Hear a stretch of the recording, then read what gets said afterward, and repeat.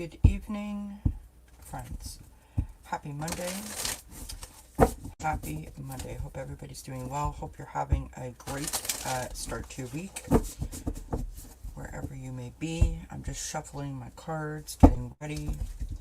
So, hi Isadora, how are you doing, my love? Hi Nancy, how are you doing?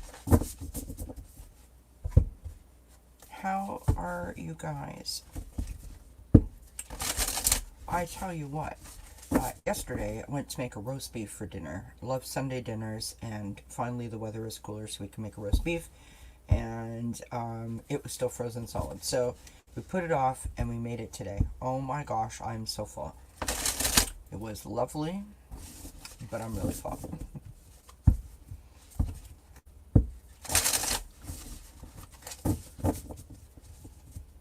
Hopefully wherever you guys are, you're safe and you're sound. Please make sure that you're checking in with your friends and your family. There are so many people that are being affected by this crazy weather that is sort of happening. Florida, Mexico, and up that eastern side. If you're affected, please make sure that you're, taking good care of yourself and your neighbors. It's just, it's crazy. Absolutely crazy what's going on. So friends, we're here to do some October energy reads. Now, I realize we're already into October, but hey, why not? I have 3 decks of cards out, and I thought that I would do a 4-direction spread for you, and you can tell me which deck you want, 1, 2, or 3, when we get to that part. Sometimes I do 2, Isadora, sometimes I do 2, but this one literally was like frozen like a rock. And for whatever reason, I don't know why I did this, I'm usually smarter than this, but we bought a roast beef that was on sale. And it was huge, it was like this big. And there's only the 2 of us, right? So normally I would cut that in half, right? So I would have like 2 roasts. I didn't do that this time. So, anyway. And I had to cook it to make room for the turkey because next weekend, friends, is the Canadian Thanksgiving. So, I had to make room for the turkey. Oh, I'm glad that you're safe, Nancy. That's wonderful news. Hi, Gina. How you doing, love? So, we're doing 4-direction spreads. I don't know how many people are going to pop in. 3 decks of cards. You tell me if you want a reading, and if you do want a reading, whether you want deck 1, deck 2, or deck 3. Do you want me to tell you what the decks are, or do you want to just, like, cold guess? Look, I even have my hair down because it's cooler and I can handle it. It's lovely here. Which, I don't want to jinx it or anything, but it's lovely. Like, the temperature is beautiful. I'm doing really well, Gina. Thank you so much. Alright, so Isadora wants a reading with deck number 3. Nancy, let me know what deck you want. Sorry, that's Rosie. The poor thing is going crazy because of the raccoons and the skunks that are out. And she's just having such a time. Sure thing, love. Okay, so the first deck, I'll show you guys. So it's the same spread, but just different decks, right? So the first one, this is deck number 1, is the Sacred Destiny Oracle. Deck number 2 is the Spirit Animal Oracle. And deck number 3 is the Sacred Medicine Oracle.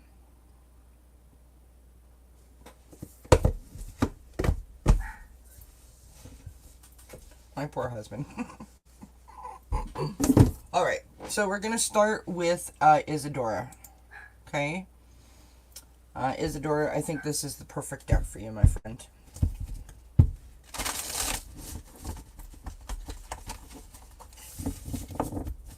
Oh, you guys, look what I got yesterday. Was it yesterday? Saturday. My husband got this for me. Can you guys see that? I got this beautiful amethyst sphere ball. I'm not sure what you call it, but it's gorgeous.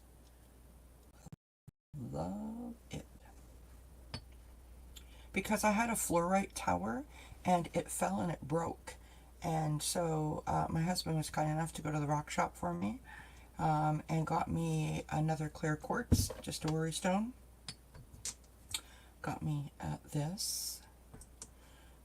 Another chunk of selenite because we all need that. I put them on my cards. I got a new fluorite, but a worry stone. And I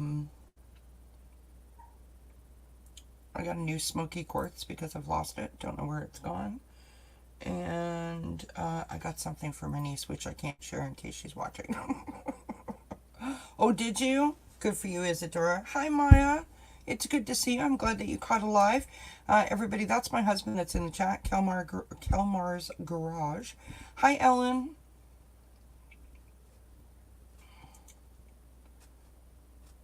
Yeah, isn't it? I love it. Okay, so this is what we're doing. I just went through the decks, but I'll do it again, right? We've got 3 people here already that want readings. I don't know. Whoops, what did I just do?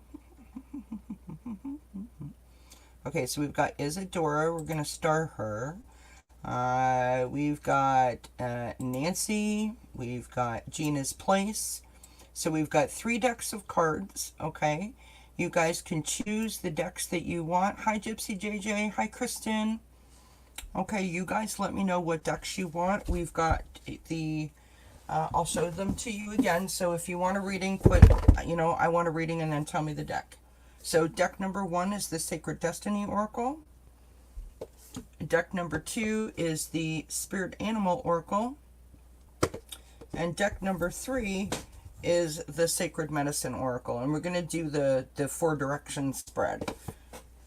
This is your October energies. We're a little bit late, but hey. Okay, so Ellen wants number 2. Hi, Louise. Louise wants number 2. Kristen, let me know what deck you want, love. Let me know what deck you want, Maya. And we're going to start with Isadora, okay? Because Isadora was in there. Or if you don't... Oh, hi, Gypsy JJ. You want one too? Yep, okay. Got you. This is lovely. Okay, here we go. I choose the deck. Got it, Maya. Let me put you in there. All right, here we go. You want 1 instead of 3, Nancy? All right, let me just go to the start and I'll take that out and put that one in. Whatever calls me. Gotcha. All right, here we go. Hi, Linda. All right, thank you so much, everyone, for being here. I really, really appreciate it. I would be really, really, really, really, really grateful if you would make sure that you hit the thumbs up.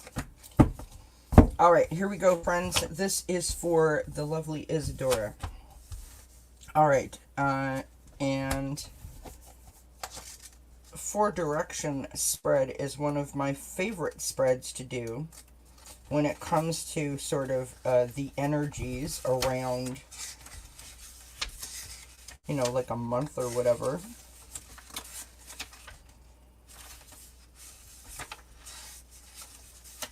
If I can find it, we'd be in business.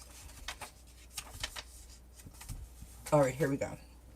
So the first card is the East card, right? The East card is what is sort of what's beginning in our life, right? What needs to begin, what you need to sort of search for or to explore further.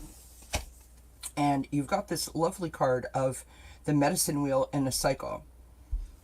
Now, it's no surprise to me, and I'm sure it's not a surprise to you either, Isabel, Isabel. I don't know where that came from. Maybe there's someone that you know named Isabel. Isadora. There's whatever it is that you're going through is definitely like a shift. It's a cycle. I believe it's a really important lesson for you. And I know that when we're in the thick of these things, it doesn't feel like anything, but I feel like you're going to come out of this, like on the other side of this, so much stronger, so much more resilient. And I know that that's difficult to believe when you're in the thick of it, but this next card is confirmation of what I just said. And I literally just looked down at it now.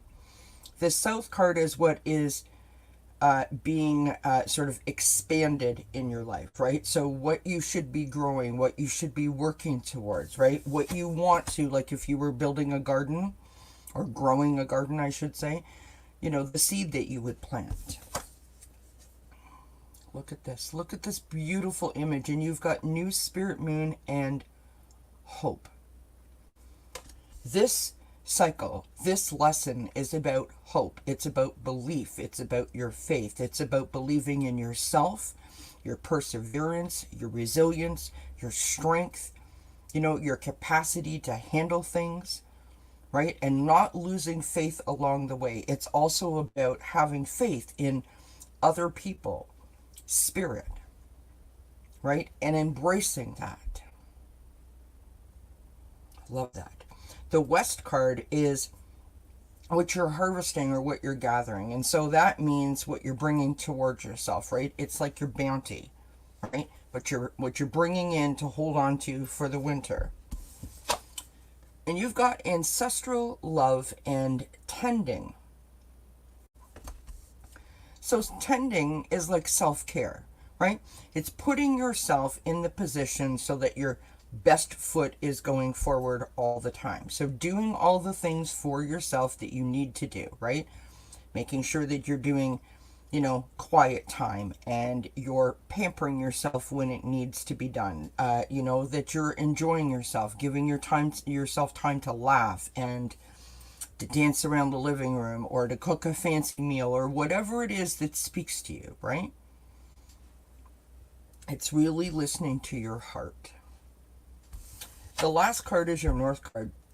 And this is what you need to consolidate or what you need to nurture, right? Could also be something that you need to repair or something that you need to heal. And the card that you've got is the Star Blanket. And it says transition. So what you need to nurture is yourself while you navigate this cycle, because that's what this is. A transition is the path, the journey before the cycle has been completed, right? There's something major that you are learning in this time, and I know that you are going through it, and I am so sorry that you are in the thick of it. Number one, you are not alone. We are all here for you. We love you, and we're sending you the best positive vibes and the best hugs and love and support that we can. But make sure that you are like journaling about it every day, that you're really getting in touch with you know, how you feel, how you're navigating it, what you're doing, all of the things, because there's something that you are learning in this time or possibly relearning in this time period that is going to serve you well as you move forward. I absolutely love that for you. Thank you so much, Isadora, for being here. Thank you, everyone, for being here. Hi, Teresa. How are you, love? All right, so that was Isadora. We're going to move to Gina's place. Gina wants deck number 2. And that is the Spirit Animal Oracle. Everybody send Isadora some hugs. She sure could use it right now. And thank you, Maya. That's very kind of you to say. I miss you as well, my friend. All right. For Gina. I'm glad that you're good, my friend.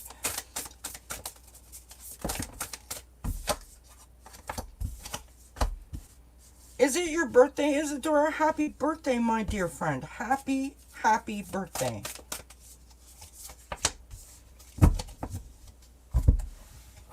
I love that. All right, Gina. East card. What is beginning in your life, right? what needs to begin, what you need to search, or what you need to explore. I love this. Look at this. I mean, it's such a stunning image. We've got the dove spirit, and it says, be peace. So not just peaceful, right? Like a moment in time or a feeling as a reaction to something. It is just being that. You know the movie, what's that movie called? Miss Congeniality, when the guy is saying to Sandra Bullock, you know, you are the crown, be the crown, you know that? It's kind of like that. Like, be the peacemaker. Be the peaceful existence, right? Like, just embrace that, embody it, and sort of let it, like, embrace you, if that makes sense. Hopefully that makes sense. So be peace. That is what is beginning in your life and what you need to continue to explore. The South card reveals what is expanding in your life. So this is what you should be growing and working towards. And I love this. Look at this card. The Electric Eel Spirit. Bring your ideas to life. So in other words, so far what you've got here is this be peace. If you just allow yourself to be this Zen person, this Zen position, right? If that is where your compass is directed, and that is how you think, that's how you feel, and that's how you approach everything, anything that you want to do is going to seem more achievable, more possible, right? Because you have this feeling of calm. Nothing is overwhelming, nothing is a challenge, nothing is an obstacle. Everything is green light, go, right? Think about how exciting that is. Like if we could just be peace. Think of all the amazing things that then we could do, that we could make happen. The West card is what reveals you're gathering or you're harvesting, right? So like I said before, the things that you're bringing in towards yourself. You can't make this up, friends. You've got the Squirrel Spirit, and believe in yourself. So I'm peaceful. My mind is now operating green light, go, right? My dreams, my aspirations, right? My passions, everything is like hopping around. There's excitement that's building. And because that excitement is building, you start to remember who you are, what you're capable of, and what you can do.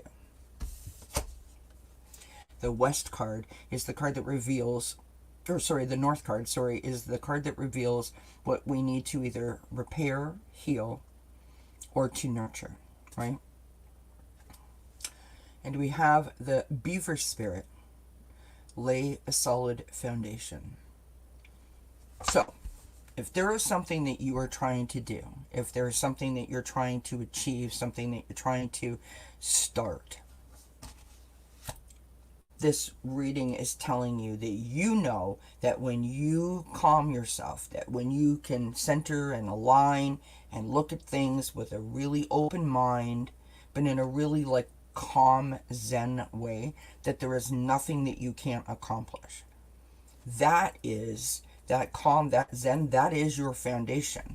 That makes you powerful. It's like your little pedestal, if you will, right? I think that that's fabulous. You know, just as a side note, you all know that I don't leave the house very often. So on Sunday night, my husband said to me, or Saturday night, I think it was, my husband said, do you want to go for a drive? And I'm like, I would love to go to for a drive. We got in a truck. I mean, I was in my pajamas, so, you know, I didn't get dressed up. We took the dog and we went for a little drive. We were gone for like 20 minutes, right? Wasn't a big deal. But we went to the lake and it was just lovely. And that gave me everything I needed for like the next 3 days. You know what I mean? When we can do that for ourselves, it's such a gift, such a blessing. So I hope that that makes sense. That's what I got for you. Ellen. These are in no particular order, by the way, you guys. Deck number 2 for Miss Ellen. It was really, really nice. It was perfect weather. We couldn't see a darn thing at the lake, by the way. I'm just telling you. It was dark. And I don't know if you guys have ever seen. I'm going to share a picture with you guys if I can. If I can. I don't know if I can do this or not. I've tried doing this before. Nope, that's not it. Slides. Your computer. Nope, that's not it either. I don't know how to do it. Big build up. Forget it. I was going to show you pictures of the lake. If I do this to myself, can I make myself smaller? I don't know how to show you guys. But anyways, lovely pictures of the lake. Hi, JR. Oh my gosh, the stars were so big. Ellen, they were massive. Absolutely massive. Okay, here we go. For Ellen.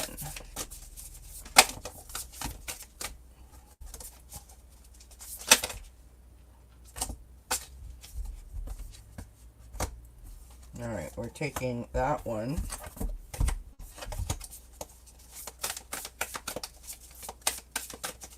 How are you doing, JR?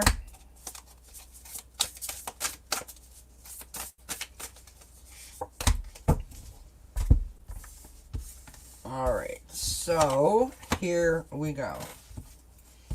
So, Louise, East card, what is what's being revealed, what's beginning, or what we need to sort of search or explore further. And you have the Buffalo Spirit. The Buffalo Spirit says the abundant universe will provide. So, in terms of what you need to gather or what you need to explore, what you need to begin,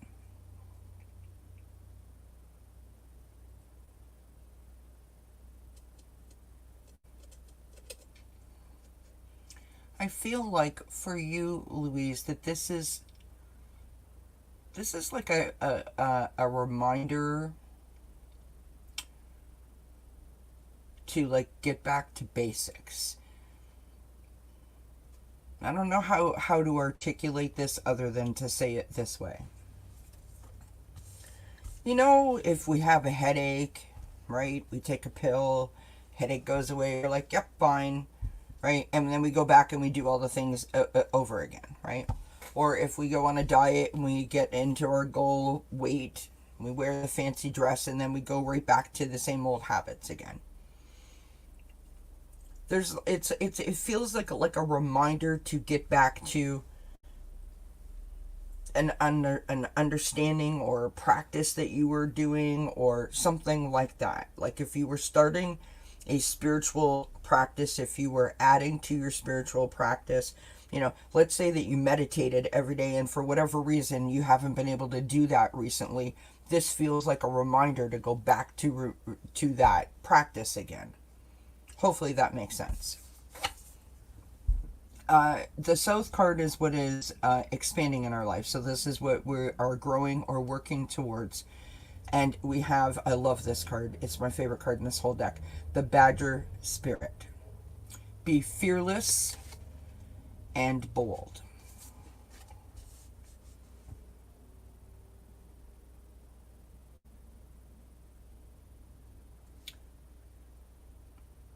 When we go back to things that work for us, in terms of that first card, my head is tingling, so I'm not sure if I'm getting this right, but I know that there's something here for you, so I'm trying really hard to articulate this properly.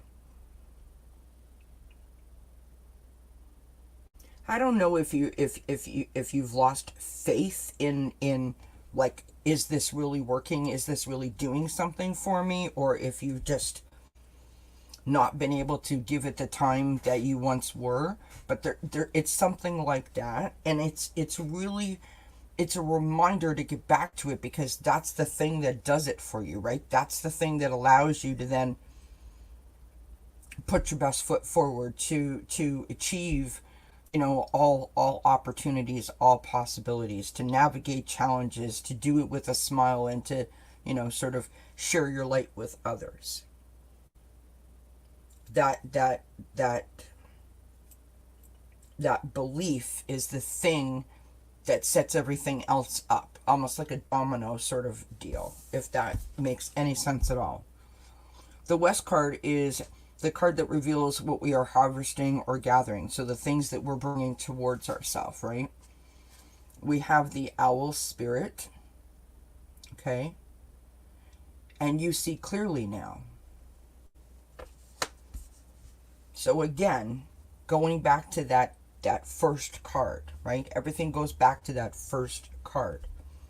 If we implement that practice, we know that, you know, it's like eating breakfast, because it's the most important meal of the day. Lots of us say, oh, I don't have time, I woke up late, blah, blah, blah, blah, blah, blah, blah, blah, blah, whatever the reasons are, whatever the excuse is. But we know if we eat breakfast, we feel great.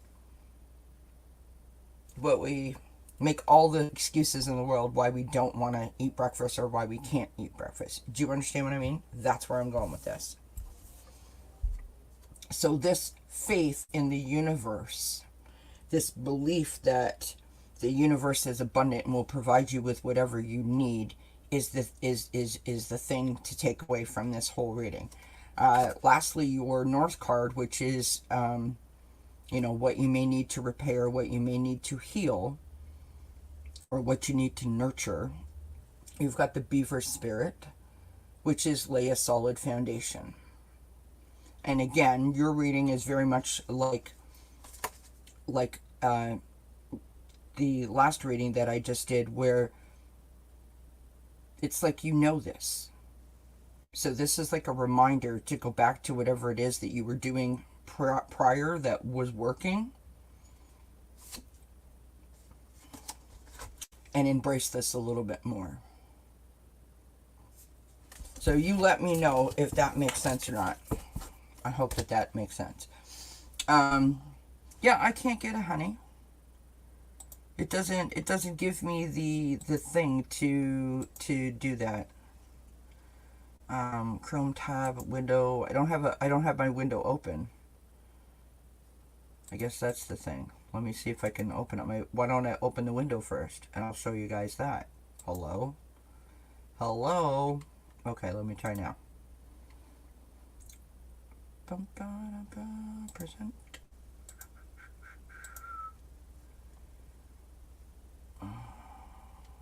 Window. Okay. These are just some pictures of the lake. Can you guys let me know if you guys can see that or not? Because of course I can't make it smaller. I don't have the ability to do that. Did you guys see that? Did you see the oh, add to the stage? Hello, there we are. Alright, we're cooking with gas now, friends. Watch out. Watch out. Here we go. I'm going to make this bigger if I can. View. Did you share your screen? Yeah. So, Mark. I got it. Can you guys see some of these on here? if you click on one of them, it'll share that window. Yeah, no, but then I can't see what they're saying, so I don't know if it's working. You can if you... Oh, yeah, No. right. Anyways, this is the lake that's close by, or some of it that's close by to our house. Just some shots that I've taken over the course of the years. Like this one here is a favorite that I I really love this. And by the way, this picture here, I want to show you guys that as a whole. Okay.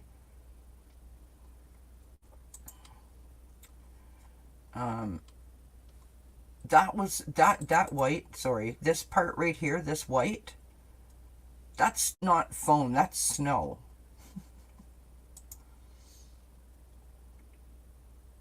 That's snow, by the way.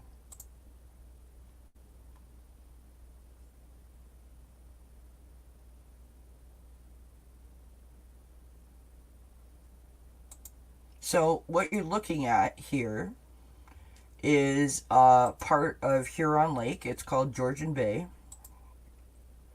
And it is part of the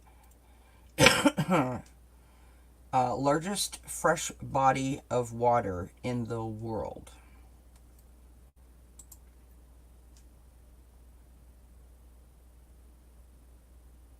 So that's this picture here, like this is it during, you know, obviously it's sundown.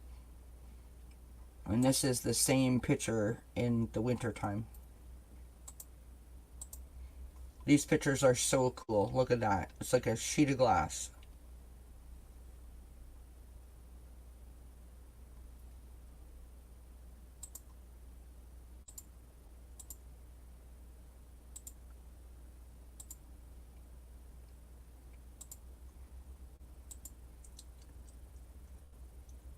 This is a park that is nearby our house that we had like an ice storm here.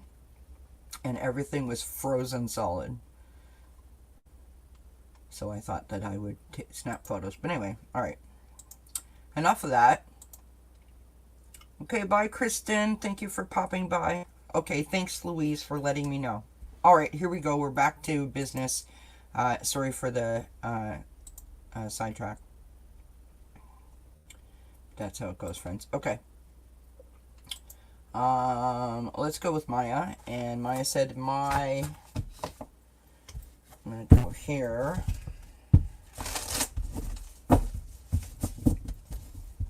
Maya, you let me know if you're still here, love. Hi, Diamonds. It's good to see you. All right, Maya.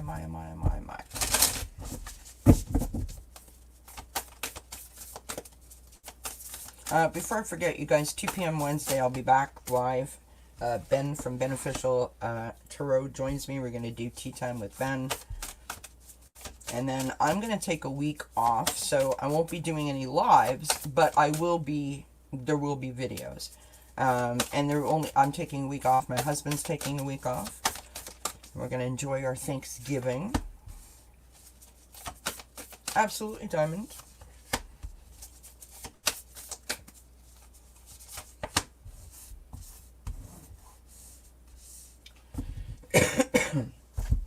Let me take a sip.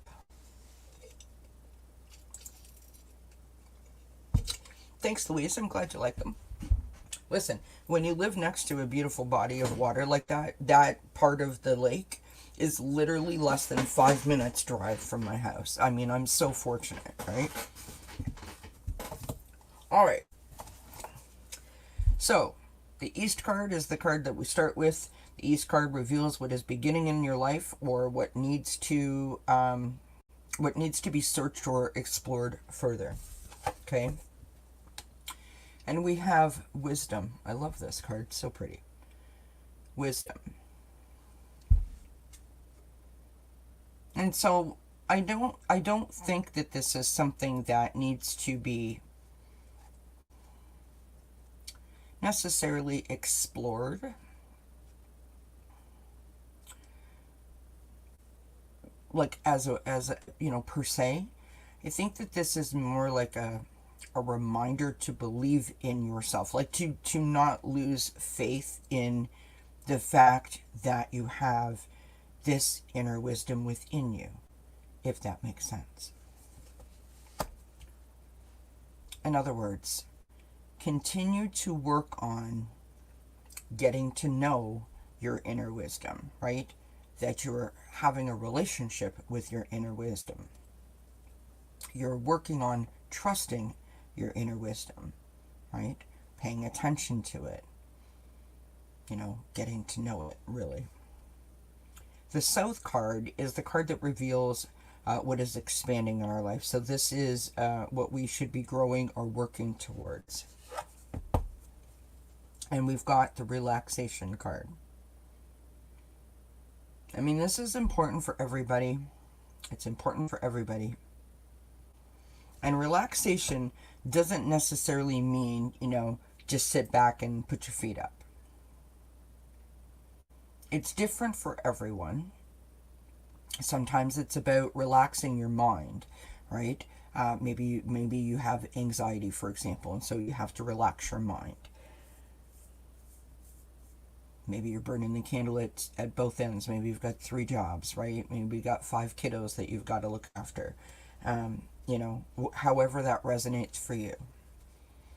But really it's about taking the time that you need to allow yourself to recharge, to recalibrate, right? The next card is the West card, and the West card reveals what we are harvesting or what we are gathering, what we are bringing towards ourselves, right? It can also represent what needs to be cleared out, what we need to release. Now, this is going to make more sense when I show you the next card. So we've got taking risks.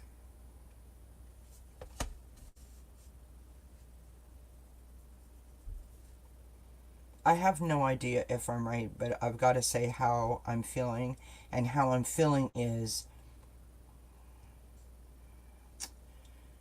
there's like a thing that has happened, or a thing that you have done, a choice, a decision that you have made, a circumstance, a situation that you have been involved in, that you beat yourself up for, that you have not forgiven yourself for, that you sort of judge all other things by, and you sort of hold yourself back from dipping your toe in the water because of whatever that was, right? Like, you don't want to repeat the same pattern. You got to let that go. You've got to let that go. We are all, the majority of us, are obsessed with, am I in the right moment? Am I on the right path? Am I going in the right direction? Myself included. I'm there too. But I try to remind myself as often as I can when I'm in that moment that there are no wrong steps. There are no mistakes. I don't like that word anyways, it's very negative. Because they all brought me to this point.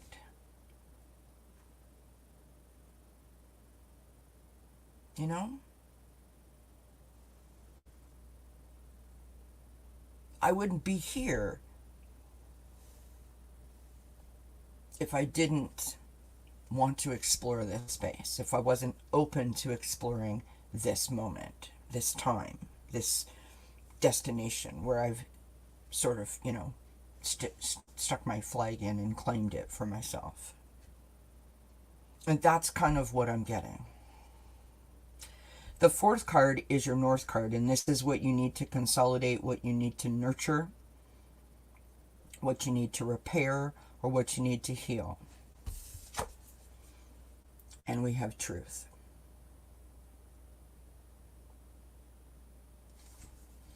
Now this card and the first card go hand in hand, right? Your wisdom comes from you standing in your truth. Good, bad, or otherwise.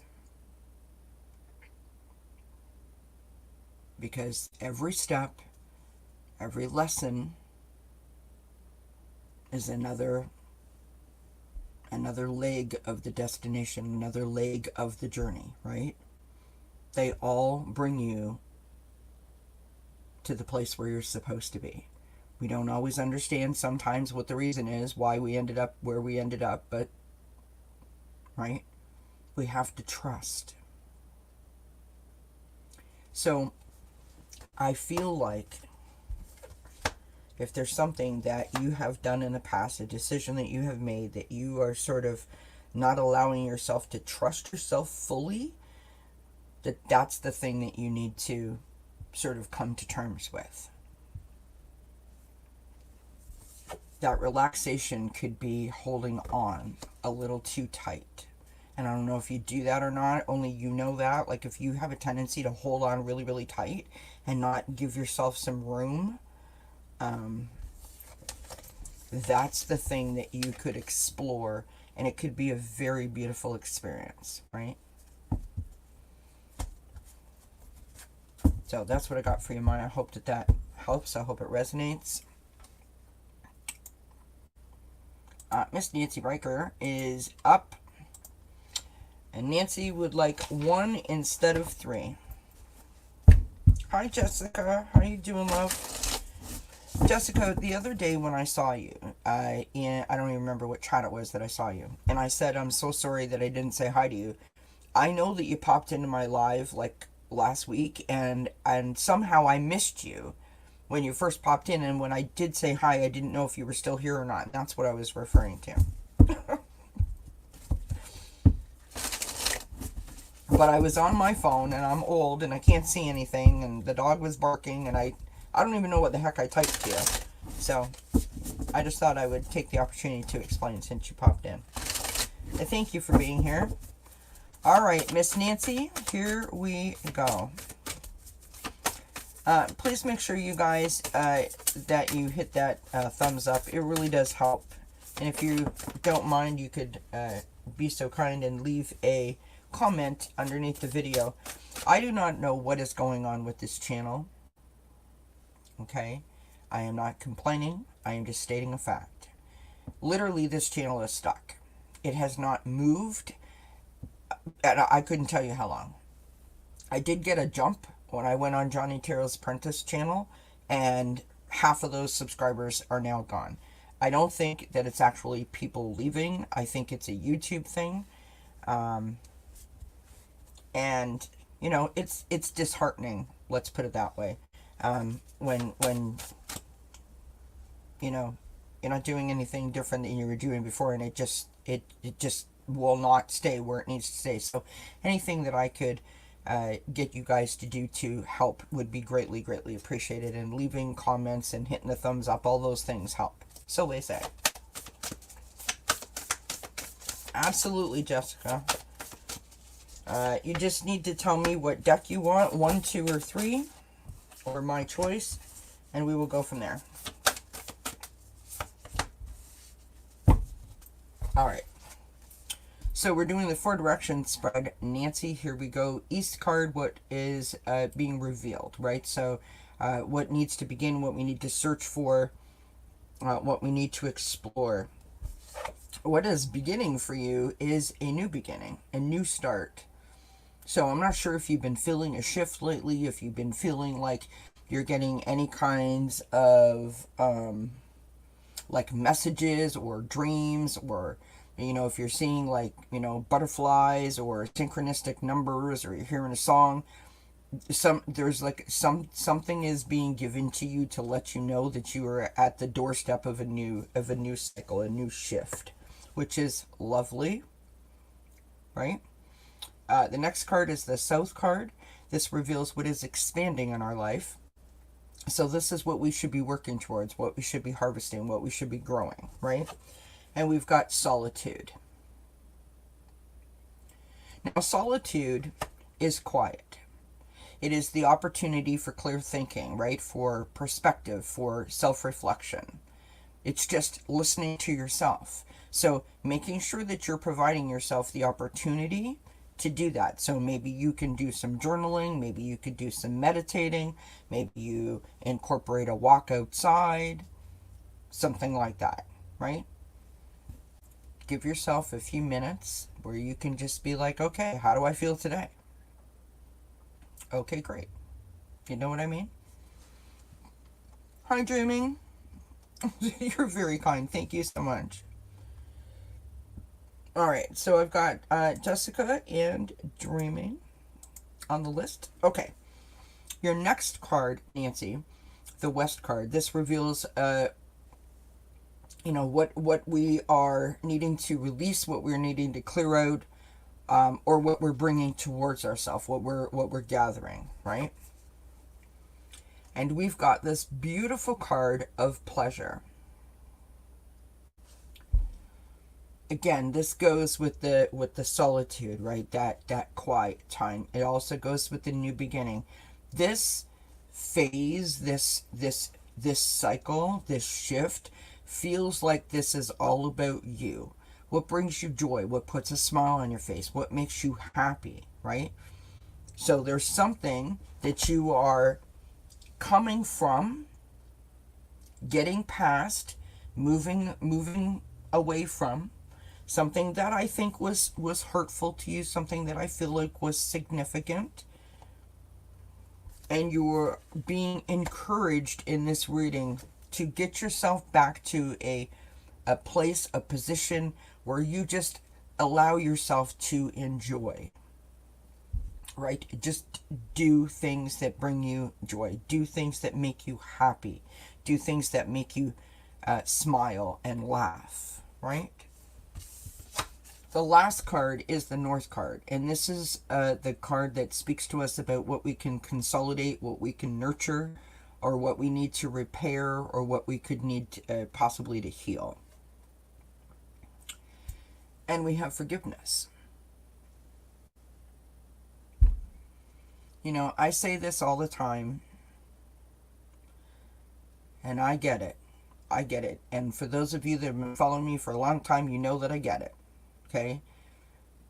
I realize that it's easy for someone else to tell someone else, you need to let that go.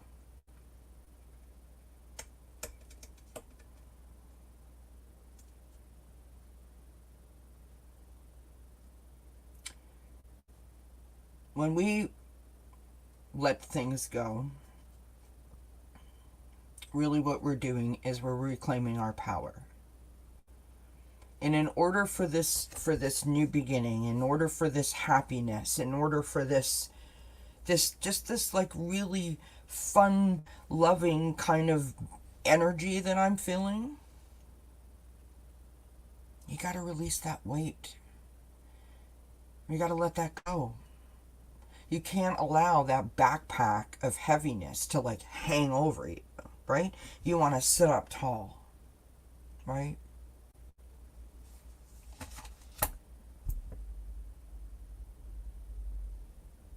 When we get to the point where it's okay, right? When we feel like we can do that.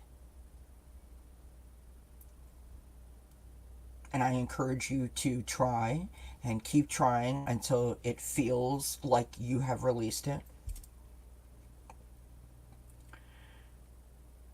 And I wish I could do that for you guys, but I can't. But I can tell you that you will know when it happens.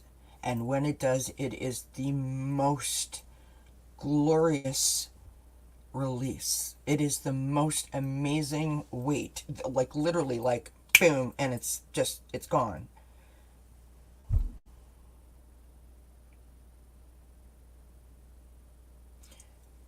I tried, when I first started this channel, to do a release ceremony. Or I called it a forgiveness ceremony.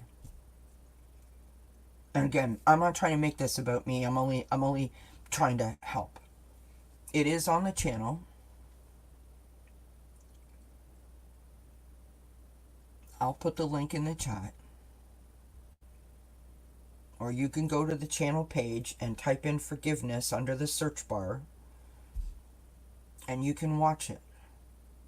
I did it live. I'd only had my channel for like 2 weeks. And believe me, I was a broken individual.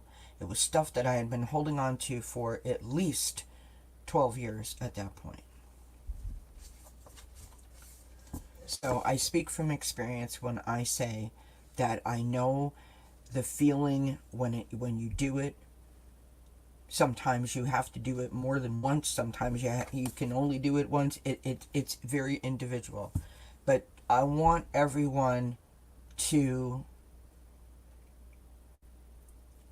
think of it this way: if you are in a position where you feel like you need to release, and it doesn't have to be a thing, just as an FYI, it doesn't have to be, this specific time or this specific incident or this specific person.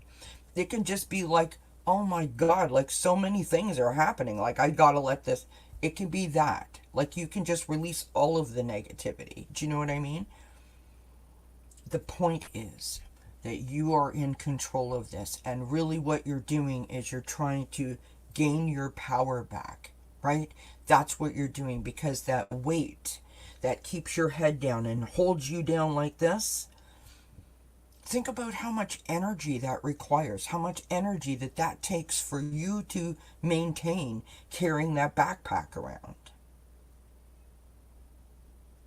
You want to stand up tall. You want your shoulders to drop from your ears and show your neck. You want to feel like you're standing up tall, like you can breathe properly. And that's what the release is about. They say that putting actions to the release sometimes helps. So in my case, I wrote a letter, and I read the letter out loud, and then I burned it in the fire. And I'm telling you, I literally felt amazing. And it was the first time in 12 years that I felt, and I've had all kinds of therapy and all kinds of psychiatrists and all kinds of treatment. It was the first time in 12 years that I felt such a significant, immediate weight released from me. Was the most, honestly, I really don't have words to express the blessing and the gratitude that I had after that happened. It literally was life-changing. But I understand you've got to get there, right? If it will help, watch what I did. That's why I did it. I wanted to share it. If anyone else was feeling the way that I was feeling in that moment, or experiencing that kind of, weight on themselves, if it helps you to figure out how you want to do it, or a way that you could work through it, by all means, right? Bear with me 1 second, Nancy, and I will get you that link. Talk amongst yourselves, friends. Talk amongst yourselves. I'm kidding, of course. Go to my channel.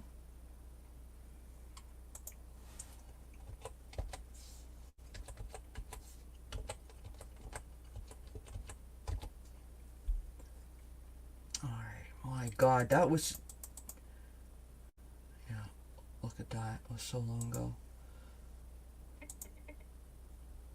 And by the way, it was the worst quality sound. But, Okay, so that's the link. See if you can copy and paste it. Okay? If you can't copy and paste it and you want to watch it, send me an email and I'll send it to you that way. Okay, there it is in the chat.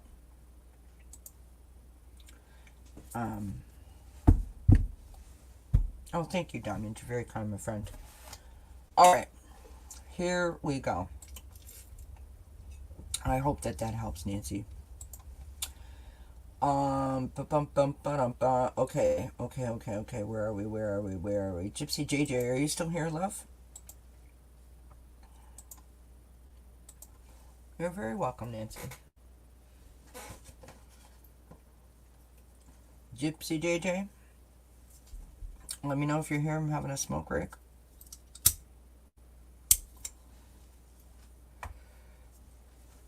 I feel like it's like flashing blue light special on aisle 11. Alright, let's go to Jessica Lynn. We will come back to Gypsy JJ. And you're gonna let me decide. Okay, I'm going with animals for you.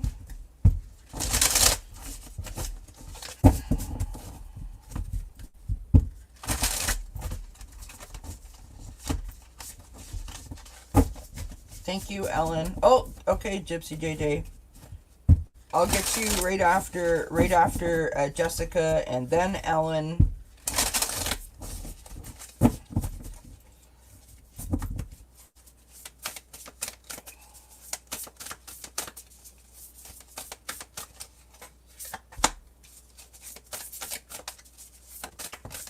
Woohoo! Flyers. Flyers for Jessica Lynn. Oh, and there we are. All right.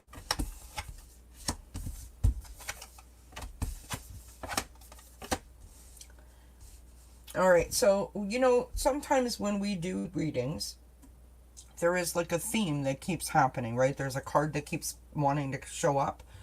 And tonight's card seems to be the Beaver Spirit, which is laying a solid foundation. So just as an FYI tip to anyone who's listening, or anyone who's going to listen to the playback, laying a solid foundation seems to be a card that keeps coming up. So that could be very important to anyone or someone, or to no one.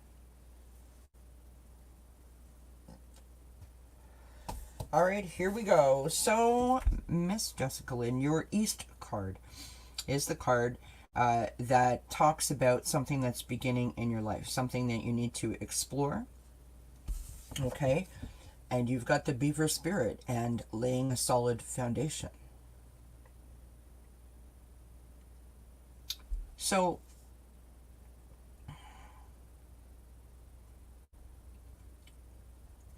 either you've put in the work, you're doing the work, and you're getting to that beautiful moment where things are starting to feel like they are making sense. All of your planets are feeling like they're aligning, right? That moment, like when you get your hair done and you walk out of the hairdresser and you're like, woohoo, I need to go somewhere. I need to show somebody, look at me. You know what I mean? It's that kind of feeling.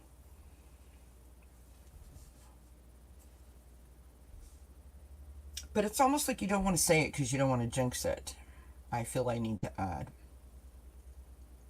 Oh, no problem, Gypsy JJ. No problem, my friend. Oh, sorry you had connection issues, but I'm glad that you're back, and I'm glad that you, that the reading made sense to you. Yes, you need to show yourself grace, always. All right. So, Jessica, the South card is the Porcupine Spirit. Okay? Now, the South card reveals what is expanding in our life. This is what we should be growing or working towards, right? And it's got time for beginner mind.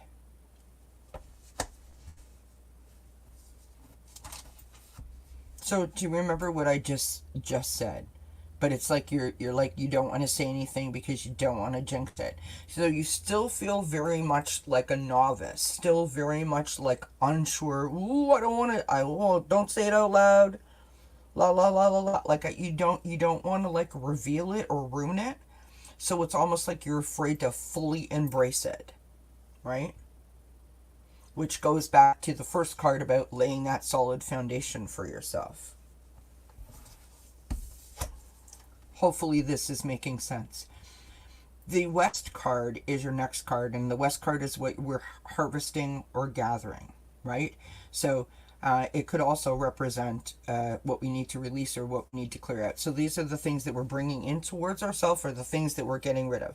Imagine you're cleaning out your pantry, right? You're restocking the pantry and you find some stuff in there. You're like, oh my God, this expired. And you toss it. It's that kind of, that's the energy of this card. We've got the Ant Spirit. It's time to collaborate.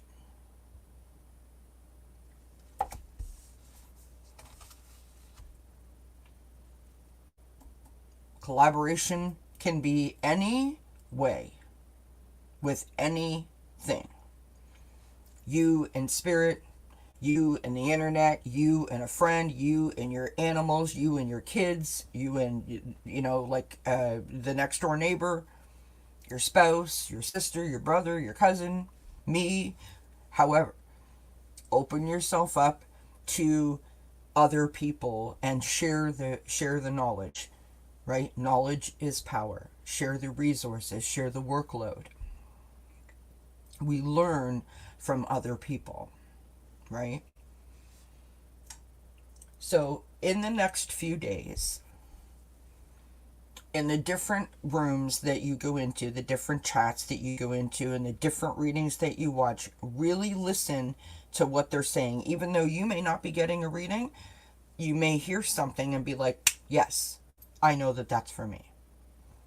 I feel that.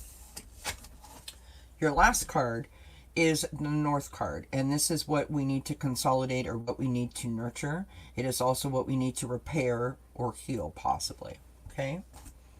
And we have, look at, I love this card, so cute. The Hummingbird Spirit, be here now.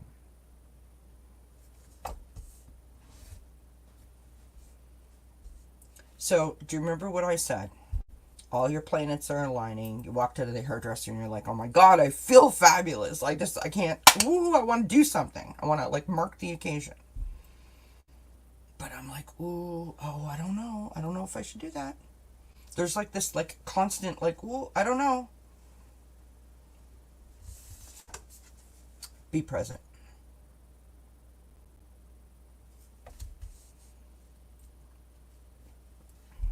It's almost like force yourself for like 2 seconds, 3 seconds, 5 seconds to just stand there and be like, yes. Do you know what I mean? Sort of like how when you stand in the shower and you let the water run out over you and you're like, oh, this feels amazing. Like that.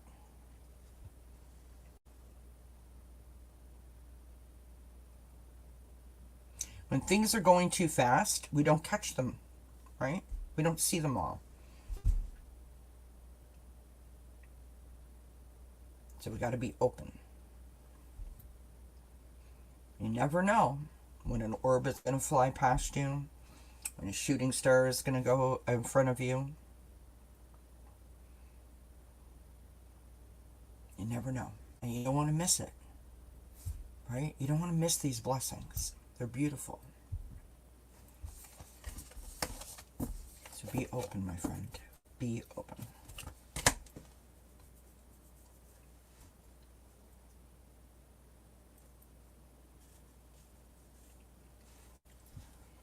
I love that for you, by the way. I think that's beautiful. All right, now, so we are going to go to Gypsy JJ, then we're going to go to Ellen, then we have Diamond, and then we have Dreaming. Okay? So here we go, Gypsy JJ.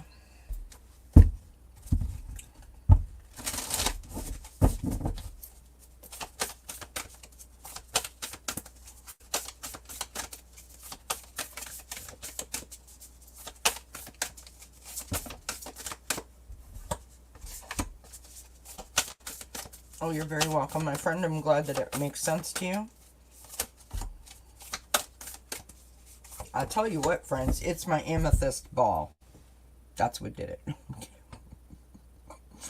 So, when I said to my husband, like, he's in the shop, you guys know how it goes, right? I'm at home, and he says to me, you know, do you want anything else? And I'm like, oh my gosh, this, and I'm like, ooh, that's so pretty. And he's like, okay, I'll get it for you.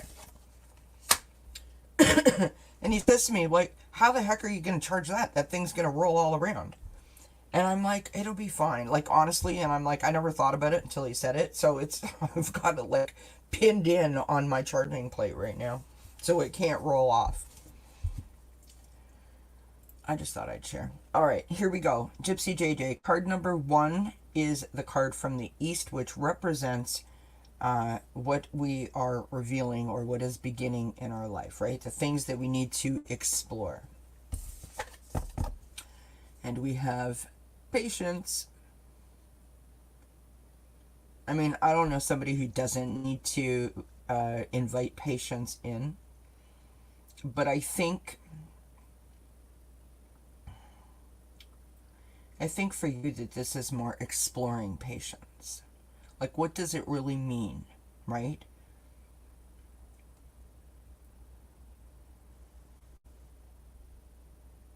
Patience isn't just about, you know, thinking before you speak or, you know, waiting for the right moment. Patience is like a vibe, you know what I mean? It's like I don't get excited. I don't get like frazzled easily. I don't get thrown off my game. You know what I mean? I'm very like secure, and I know exactly like what I'm doing, and I'm just like, I go with the flow. So I think it's more explore for you, right? Explore how that energy would help you, right? To be more patient.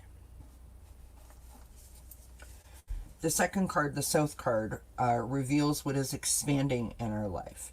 This is what we should be growing or what we should be working towards. And we've got love. And I think that the love goes hand in hand with the patience. Really, what this is this is about being open, right? This is about being ready to receive, if you know what I mean.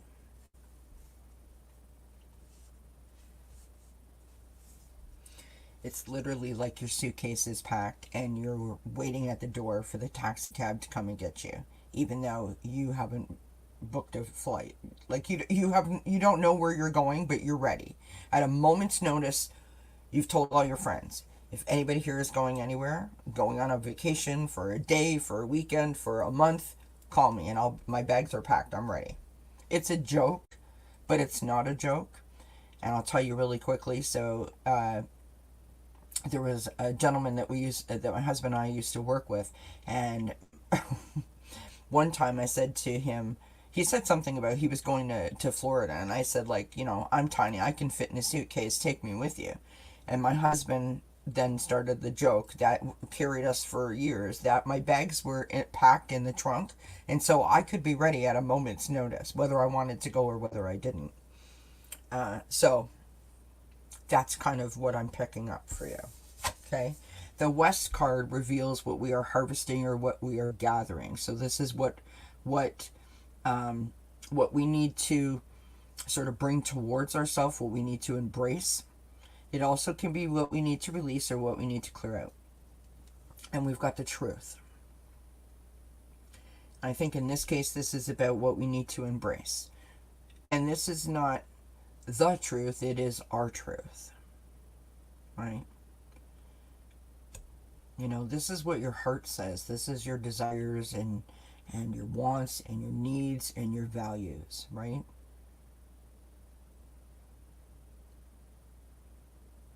Things that make you tick. You know what I mean?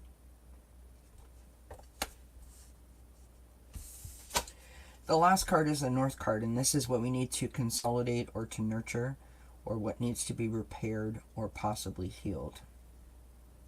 And in this case, this is definitely what we need to nurture. Definitely what we need to nurture. We have, can you see that? What's the light? There. Oh, opportunity.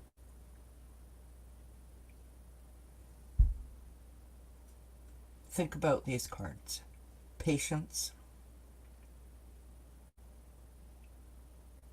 as a state of being. Love, just being in that energy, being open to it, being embraced by it, expanding that.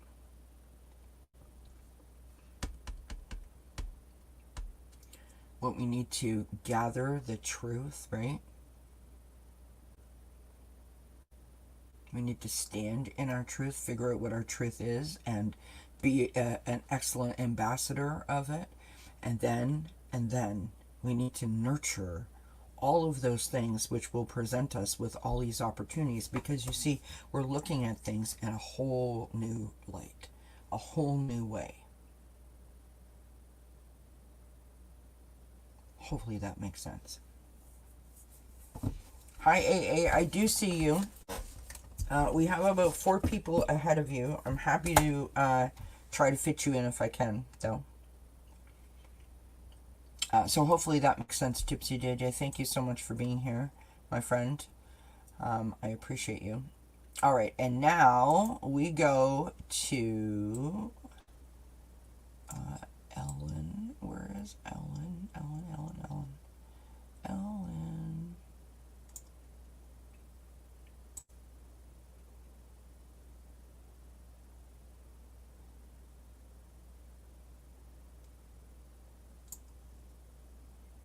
somehow I clicked Ellen's name and I clicked it again and now it's gone.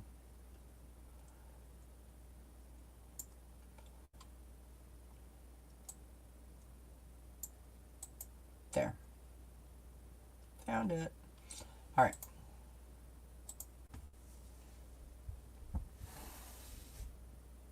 Right, Diamond? I mean, it became a standing joke, but it's kind of funny, right? Alright. Here we go. I just want to say, full disclosure, I never went to Florida. But I was ready.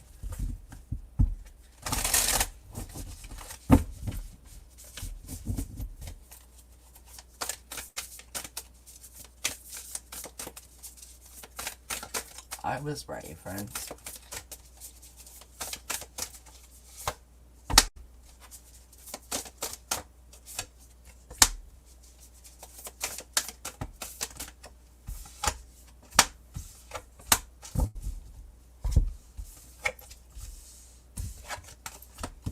Alright, I keep closing the book and then I have to find the pages again. Alright, here we go. 4-direction spread for Miss Ellen. We start out with their East card, and the East card is what we are beginning in our life, or what we need to sort of explore or search for.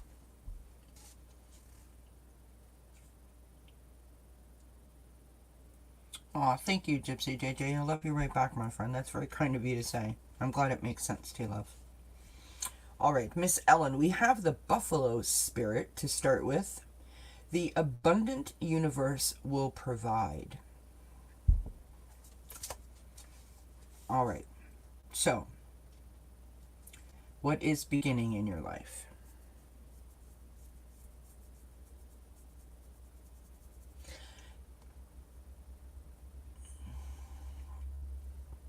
You know, I don't know why or how,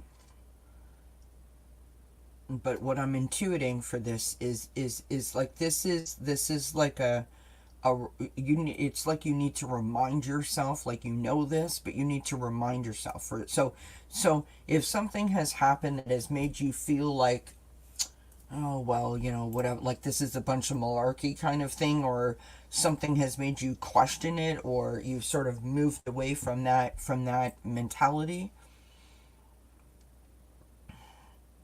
this feels like if you can get back to that place,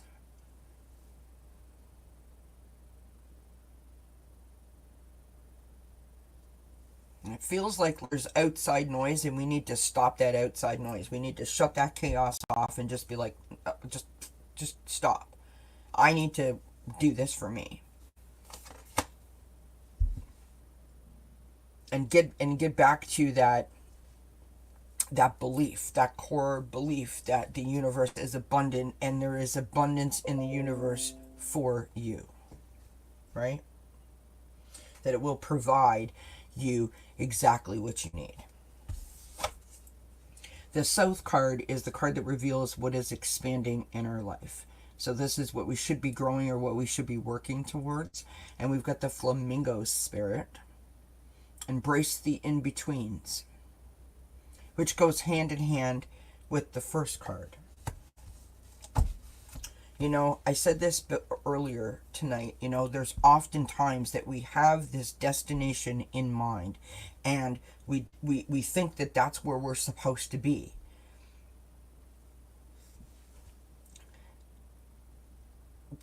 But it's okay to get sidetracked. It's okay to like go over here and explore that territory and go visit this place. It's okay, right? You know, we're only given what we can handle, what we need to experience.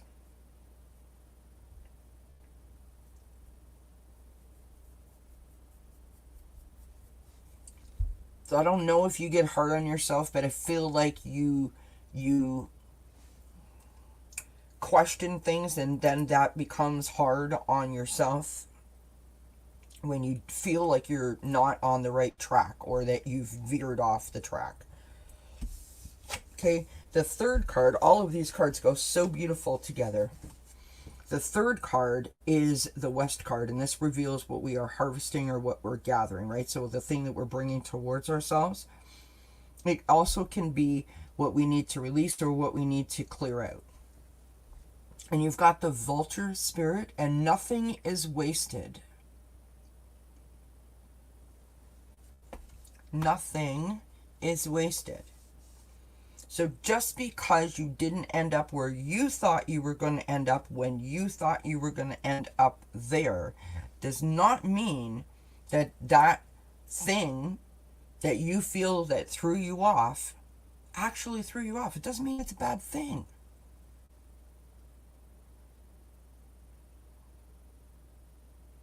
Because the universe provided that opportunity to you. And so I, meaning you, I'm going to embrace it.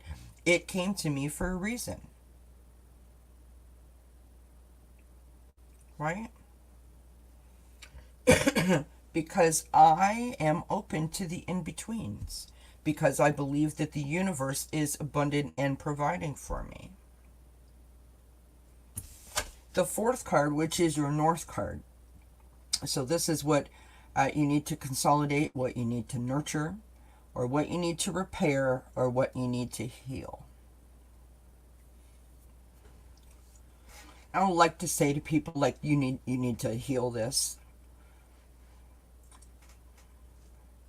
But I would encourage you to try to work with this or on this. We have the Fox spirit, and think on your feet.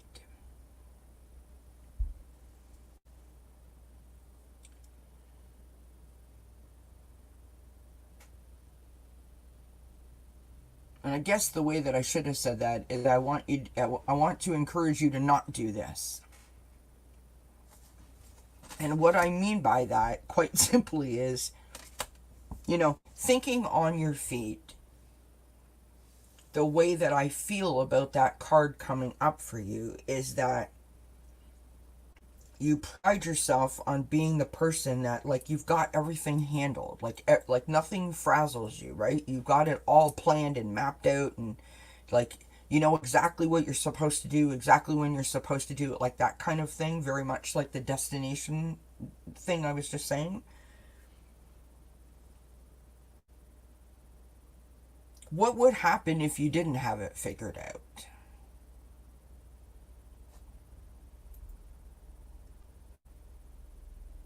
What would happen? Well, you would explore it, right? You would embrace it, because no opportunity is wasted, because the universe is abundant and it's providing for me.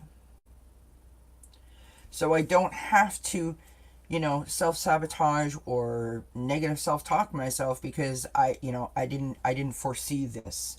I didn't see this coming, or I didn't know exactly what to do in the moment that I thought I should. Do you know what I'm getting at? It feels like this is a beautiful reminder to just enjoy the blessings, right? It's okay to enjoy the journey. It's not just about the destination. The journey is so beautiful and can provide us with so many opportunities and so many blessings if we will only allow ourselves to experience those in real time, as opposed to resisting it because we're focused on where we think we're supposed to go. So I hope that makes sense.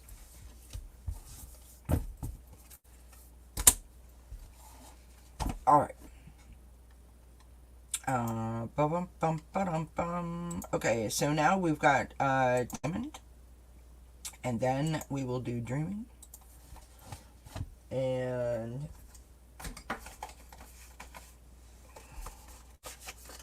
I just want to thank everyone for being here.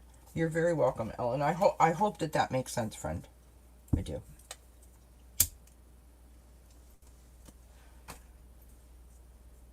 I mean, if I was being honest with you guys, I mean, to Ellen specifically for the reading that I just gave, but to anyone who needs to hear this, that comment that I made a little while ago about, my channel's been stuck, I could sit here and say to you that it doesn't bother me, but there are days when it does, and it's just because I am a person and I have feelings, and I believe that I put my heart and my soul into the readings that I give, and it can be mind-boggling, it can be hurtful, and I can go down a rabbit hole just like everybody else can. Um, and then I have to, shift my perspective and bring myself back to the position where I'm like, okay, what am I trying to achieve here? Right? What I'm trying to achieve is exactly what we're doing here, right? We have lovely people in the chat, lovely people asking questions. We're getting good readings. People are saying they make sense. They resonate. People are saying thank you. That's helpful. And then I feel like I did exactly what I came to do. Even though when I sat down here, I didn't know what that was, right?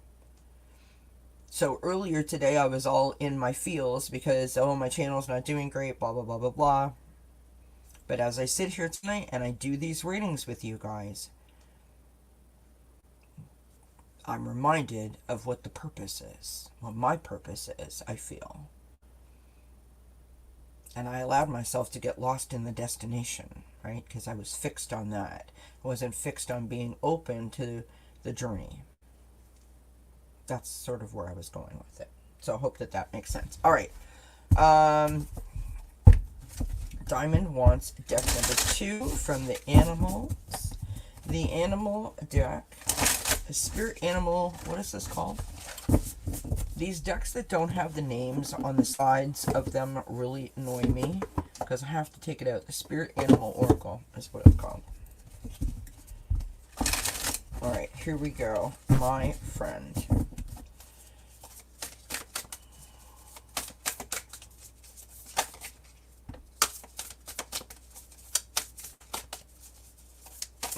Oh, sorry, Alan.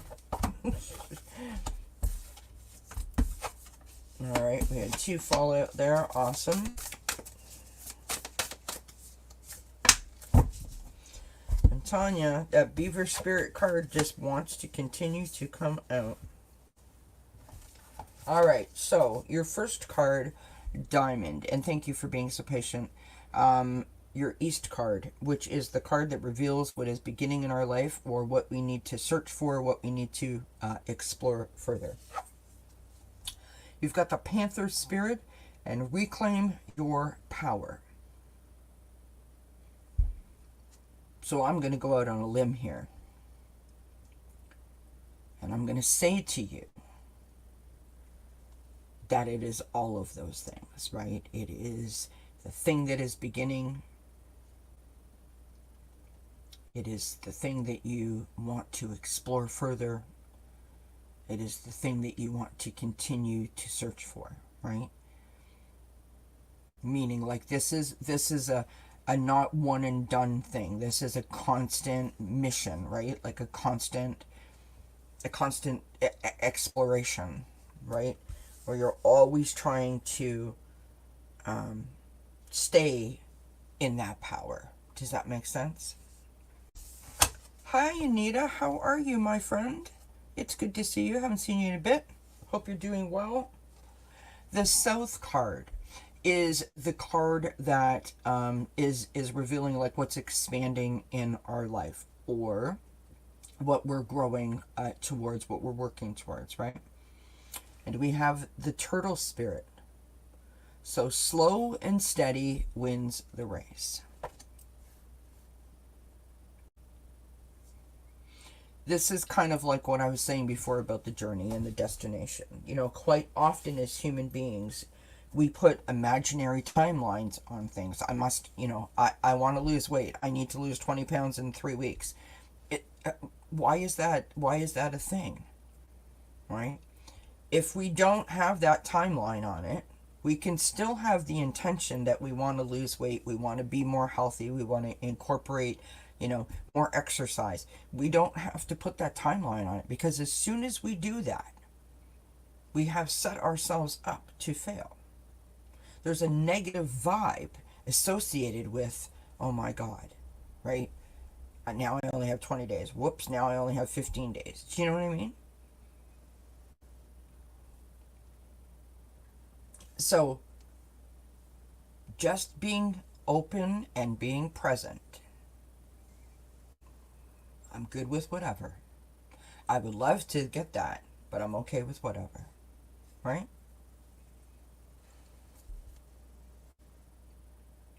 Well, thank you, Maya. That's so kind. I really appreciate you saying so. And I'm glad that you caught us live too, my friend. It's good to see you. Alright, so our third card for you, Diamond, is the West card, which is the card that represents what we are harvesting or gathering, so the thing that we're bringing towards ourselves, or the thing that we may need to release or clear out. Okay? And we've got the Deer Spirit, and bring a gentle touch. This is the thing, my friend, you need to embrace. Wholeheartedly embrace. You got to give yourself some grace. You got to give yourself some love, some attention, I want to say. You know, it's like you don't, and I'm not saying this, I don't mean this like actual literally, but like your bar is like up here, and so the little things, you're not giving yourself any accolades for any achievements. You're only picking on the things that you feel like you failed or that you didn't do, as opposed to lifting up what you did do, right? So be kinder to yourself. Don't set yourself up like that, right?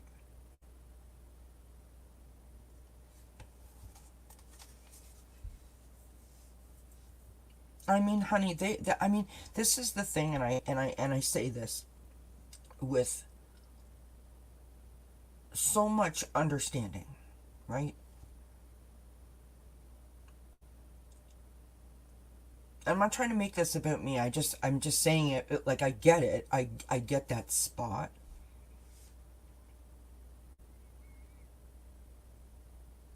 But to me this goes sort of similar to the forgiveness thing. Now this is true story. Okay? For those of you that know, I apologize that once again I'm on my soapbox and I'm sharing an old story that I've shared a million times. But I feel it's important.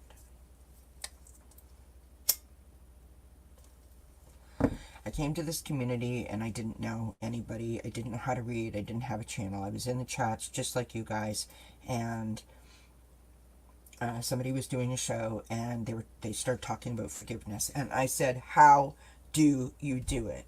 I was like 53 or 4 years old.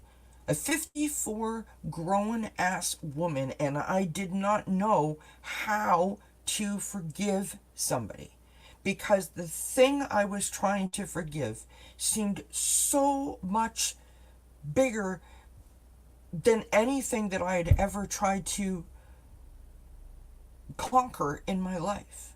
It seemed like I was trying to climb Mount Everest, if I was being honest.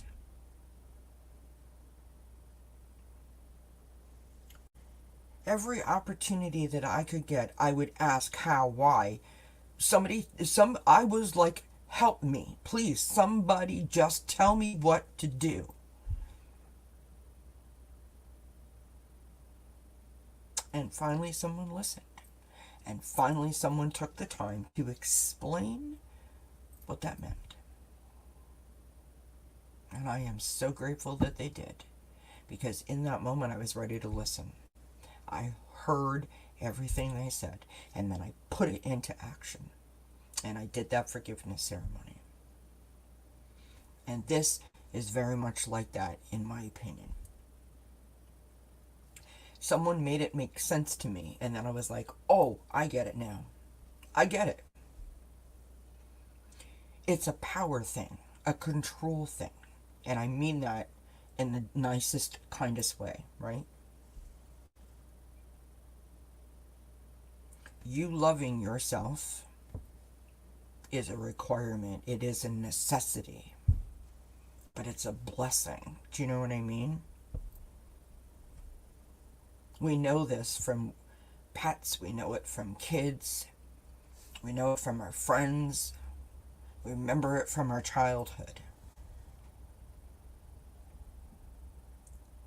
You get more bees with honey, right?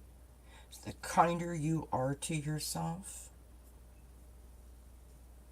the more love that you give yourself, the more you embrace and encourage yourself,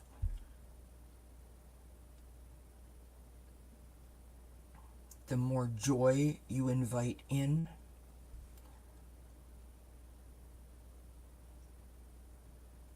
the less you are to see only the negative. Because that joy, that positivity, that love feels so good. It makes you laugh, it makes you sing, it makes you dance, it makes you cry, happy tears, right? Makes your heart beat quick in a beautiful way. And you want that. You love that feeling. And so you embrace that feeling.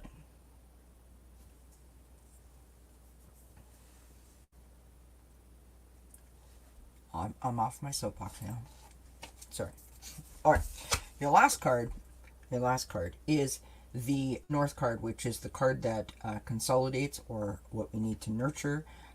This is what we need to repair, or what we need to heal. And you have the Beaver Spirit. Lay a solid foundation.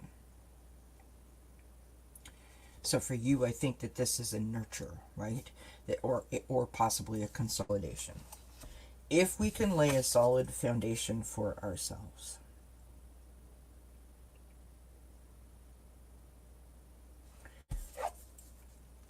our power will never be feeling like it's going in and out. It will always be there. It will always be present. Therefore, we will be able to navigate any obstacle or challenge that comes our way, because we are standing in our power on our foundation.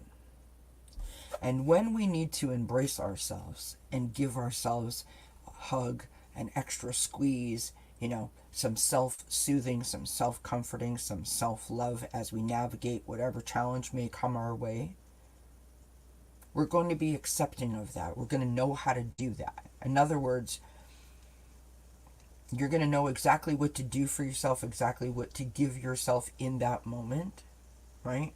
Because those moments are going to be very much fewer and further between than they could be now, or may have been in the past. Because you have a different understanding, a different perspective. Hopefully that makes sense. All right. We now have Dreaming, and then Anita has popped in and asked for a reading, and so we will do that for Anita. And then we will say goodnight. And star that, and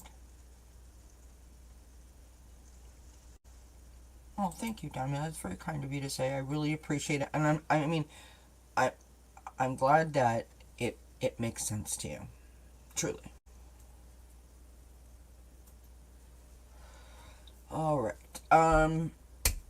Dreaming, are you still here? If you're still here, love, let me know what deck you wanted it from. I believe you said it was my choice, but I just want to make sure. 1, 2, or 3, that's all I need.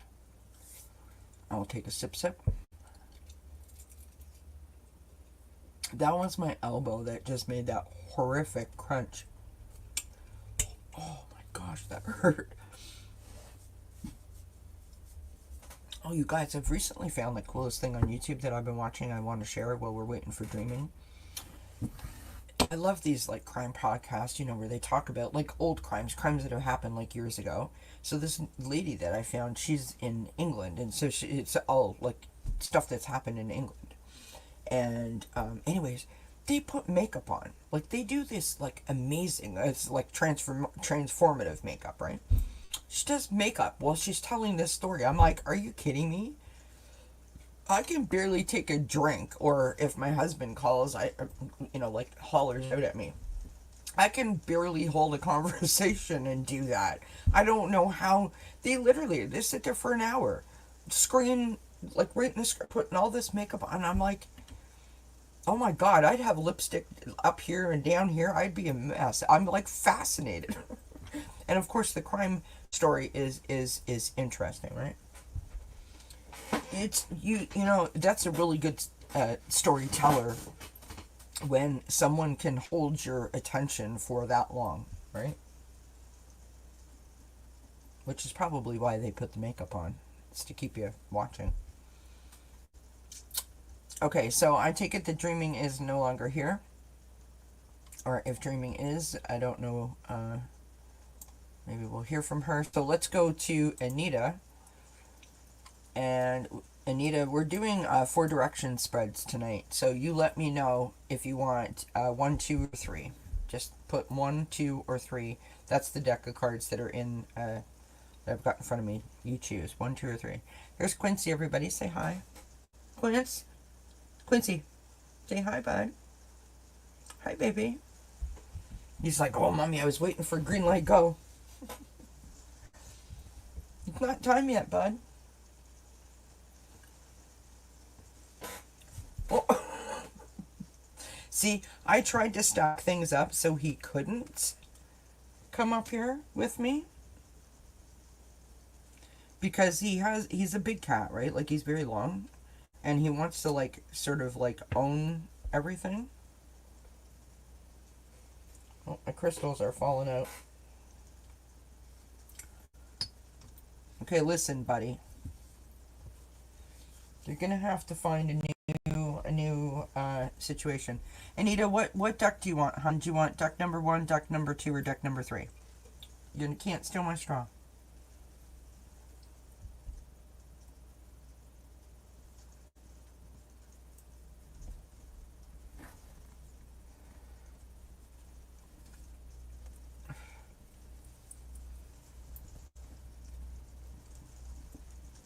Okay, you can't steal my straw. No. Deck 1? Okay.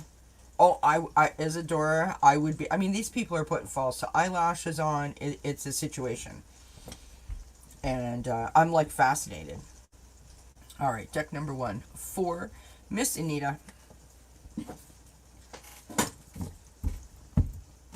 I literally have to move over here.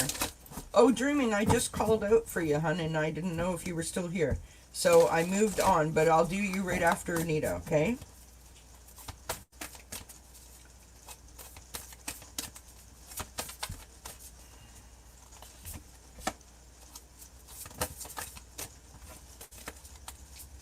I did not forget about you, love.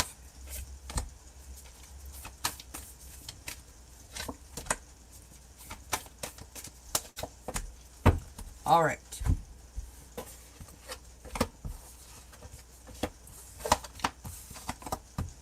So, card number 1, Anita, is we're doing like the 4 direction spread, right? So this is the East card, and it is the card that represents something that is beginning in our life, something that we are exploring further, or something that we need to sort of search for, right? So something that we're working on. And we've got forgiveness.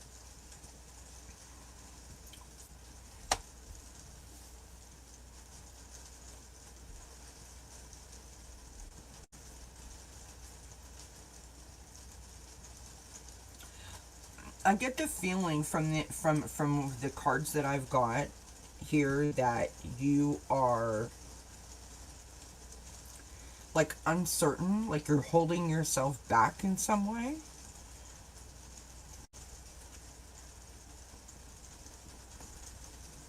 I don't know why you're doing that.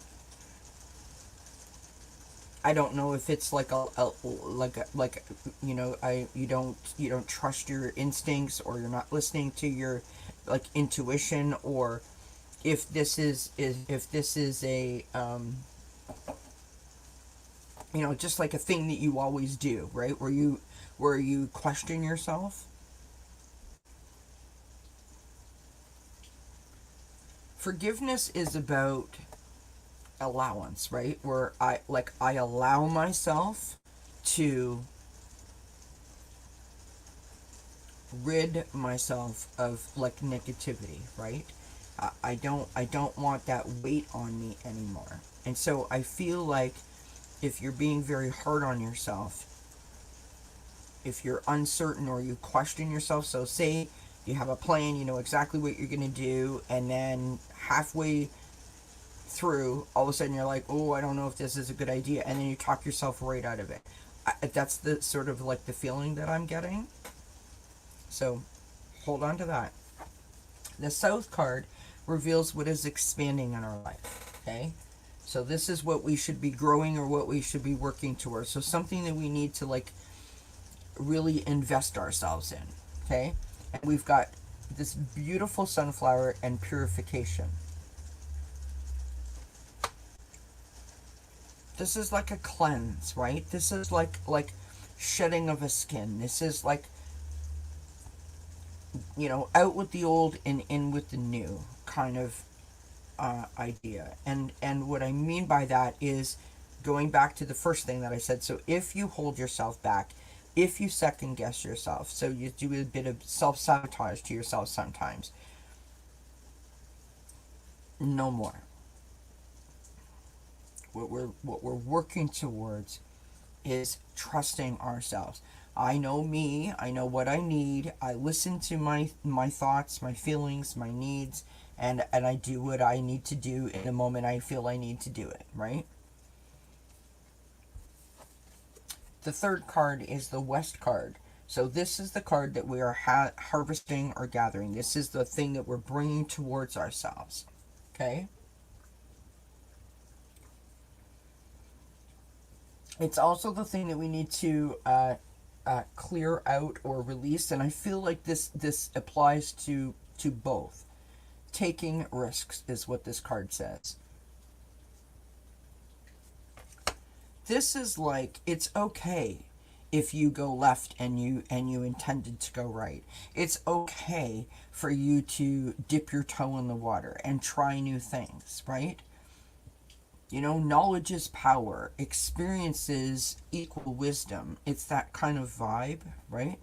So it's okay for you to not have all the answers and to not know exactly what's going to happen before it does, right? Every step is growth, and growth, right, is the journey.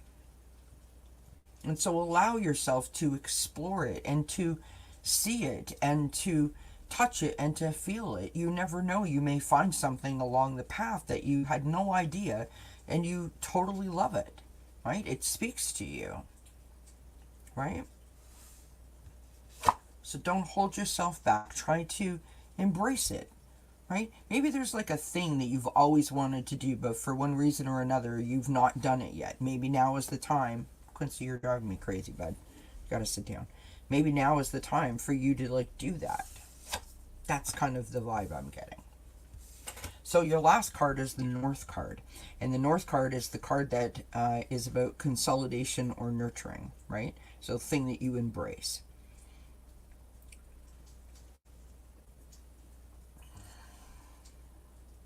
Quincy, really? And you've got this beautiful, beautiful card of purity. And Quincy agrees. Now, this is not an accident that you've got purification and purity, right? So the purity... Sorry, I have to get them off the desk. I can't do what I gotta do. The purity is the feeling. It's the expression, right? So if you get rid of your inhibitions, where you're talking yourself out of trying something new, and you allow yourself just to embrace the experience, like, this is going to be great, I'm so excited, instead of like, oh my god, this is not part of the plan. you're encouraging yourself, right? And the purity is the expression of that. Like, allow yourself to feel the joy if that's what you feel. Allow yourself to feel the surprise if that's what you feel, right? Hopefully that makes sense. Basically, embrace like the freedom, right? Embrace the, like, live in the moment is what I really want to say. Live in the moment. But allow yourself to immerse yourself in the moment. So don't just do something for the sake of doing it. Do it and, like, hold on to how that feels and think about how that feels and journal about how that feels and talk about how that feels. Really explore how that feels and what it did for you and all of those kinds of things, right? Like, really feel the moment. And that is how you're going to allow yourself to navigate with a little more freedom, right? Where you're not going to second guess yourself and hold yourself back.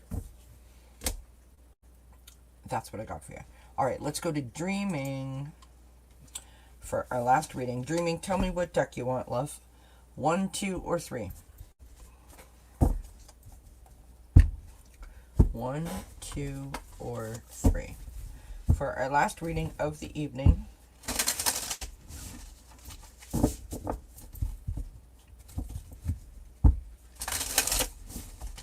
one. You are most welcome, Anita. Most welcome, my friend. I hope that made sense. All right. Card or deck, sorry, not card. Deck number 1. For dreaming.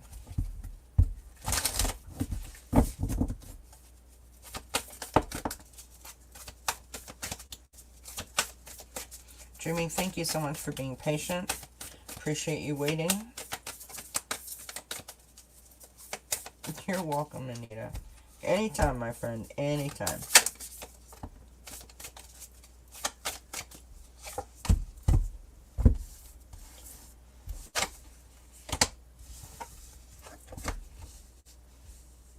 Beautiful. All right, dreaming, this is for you. The East card is revealing what is new in our life, the things that we need to explore, the things that we need to search for. And we have a transformation. So if you've been feeling some sort of way, if you feel like you've gone through a shift, if you feel like things are somehow different but you can't quite figure out why, or if suddenly things feel like they're just sort of coming together in a really beautiful way, that's the transformation. And what's interesting about a transformation is oftentimes we don't even know that we've gone through a transformation. Some of us do, but most of the time we don't. But there is a little more pep in our step. And sometimes we miss it, and sometimes we don't. It's not a good thing, it's not a bad thing, it's just a thing, right? The important part about a transformation is what we do after, right? Because really what it is like a new beginning. It's wiping the slate clean, right? It's a new opportunity. Well, thank you, Anita. That's so kind of you to say, my friend. Thank you so much. I'm so glad that you were here and got a reading. Card number 2 is your South card, and your South card is the card that reveals what is expanding in our life. So this is the thing that we are working towards, this thing that we're growing, right? So like we're if you think about the garden, right? We planted the seeds, we're watering it, we're fertilizing it, and we're waiting for something to happen, right? Is it going to bloom? Is it going to blossom? Like, is it going to be a great crop, or am I going to have to wait 2 years? Do you know what I mean? It's like you're standing there waiting. We have going forward. Now, what's important about this card is the path, right? And you can see and then it goes in between those trees and up and down the hills, and it winds all around, and it is going towards the sunlight. right? So if you look at these two cards, right, you've got this transformation, you've got this new beginning, this new opportunity. And what that means is we're seeing things different, right? Things are looking different. Like I said, slate clean, right? Then you've got going forward. That means that you are on a new journey, right? That you're on the path that you feel good about, a path that you are intended to be on, a path that you are going to learn from. And I think in terms of the South card being the card that we need to that we need to grow towards, or we need to work towards,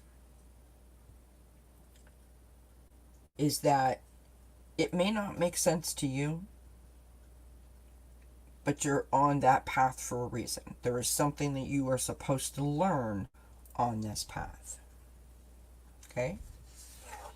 The West card is the next card. This card reveals what we are harvesting or what we're gathering, the thing that we're bringing towards ourselves, right? It can also represent something that we need to release or that we need to clear. And we've got this beautiful card of focus.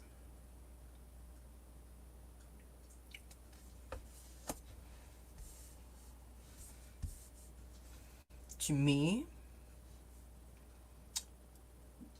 I feel like you are being given an opportunity to like see things differently than before. Now, I wish that I could like get into this big hole, but I don't have that for you in this moment.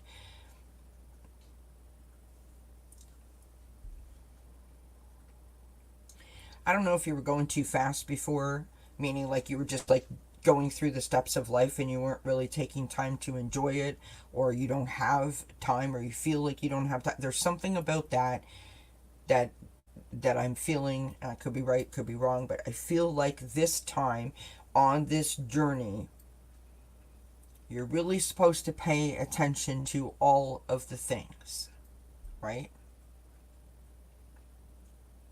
And very much like I was saying to Anita, how does that make you feel? What does that make you think of? You know, what does it make you do? So I'm walking along the path and I see this sign that says, you know, the aquarium is at the next exit, for example, and I'm like, ooh, I would love to go to the aquarium, so I'm going to go to the aquarium. Instead of going like, oh my god, I don't have time, I really like to go to the aquarium, but I can't go, and then you pull over to the side of the road and you think about it and you look at the map and like and before you know it, you've talked yourself in and out of it 68,000 times and created like a thing where there is no thing. This focus is about you. It's not about the thing. It's about you, right? You focusing on the enjoyment, the growth, the blessings, the experience, the lessons, right? It's like if you're, you know, like me, because I'm an old fart, and you're, you know, if I look at my phone for too long, my eyeballs go all screwy, and it's like, you know, stop looking at the phone, Kelly. But I won't. Nope. I'm determined. So I'll like walk out of there like cross-eyed, but I'm like, I did it. Like, why do I do that? I don't know why I do that.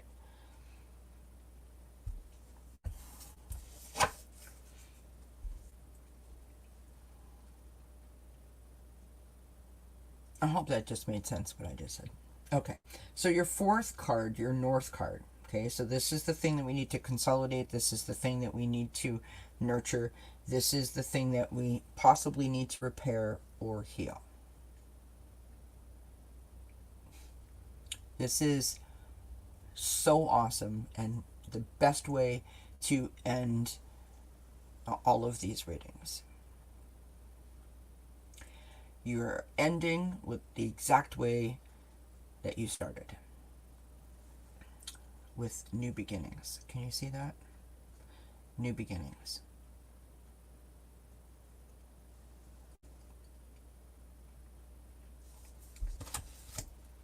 It's like something has happened that is providing you a second chance, a second opportunity.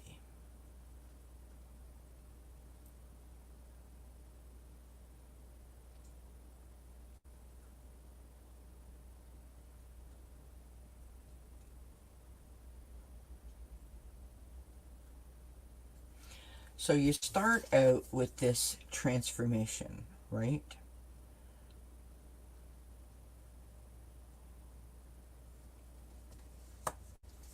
Which is the preparation for the new journey. And then you have the path ahead and you're going along it, right? And you're really taking the time this time to see everything that you can see, to experience everything that you can experience. And at the end of that, during that, in the midst of that, really what's happening is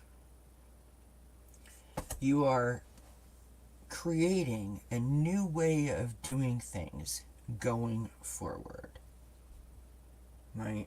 It's like you're getting a second opportunity to look at the same thing, if that makes sense. You ever heard, like movie stars, for example, they say like, ooh, I've been to this location, on a film shoot, but I never got to explore the city. So now I'm going back to the same place that I've already been so I can see it for the first time. It's kind of like that. That's what I'm feeling for you. And that's so amazing. Oh my God, that just gave me total chills. Oh, blessings to you, dreaming. Blessings to you, my friend. That is amazing. Absolutely amazing.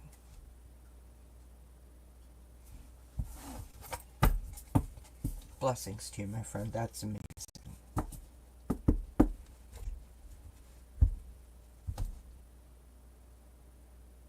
This is such a confirmation for you from Spirit.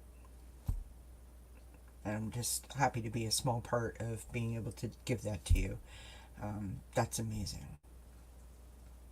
That is amazing. I'm so happy for you, my friend. Many blessings. Many, many blessings.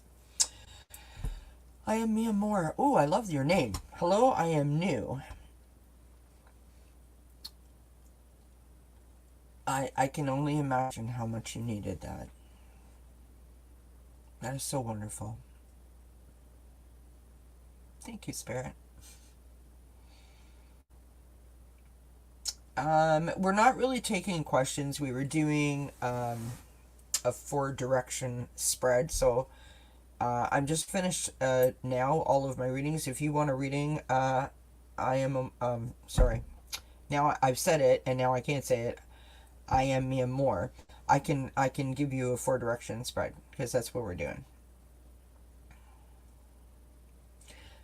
Let me know if you want deck number 1, deck number 2, or deck number 3. That is awesome, Dreaming. I'm so happy for you, my friend. So happy for you. That is amazing news.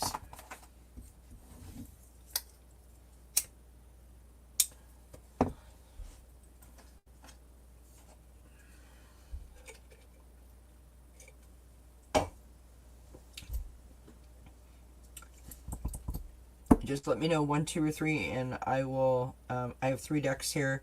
One is called the Sacred Destiny. They're Oracle decks. One is the Sacred Destiny Oracle. One is the Sacred Medicine Oracle, and one is the Animal. Okay, I'll do the Sacred Medicine Oracle. So I'm gonna do the reading that I've been doing for everyone tonight. You let me know how this resonates. Or if it resonates. You're gonna go have a smoke yourself. Okay, sounds good, my friend. All right, here we go for I am Mia Moore.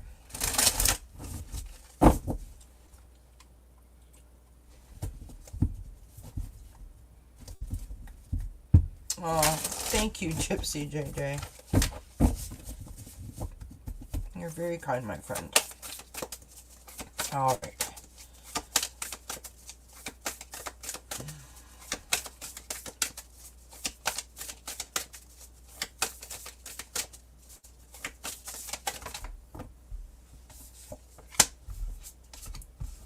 All four of your cards come in at once. Interesting.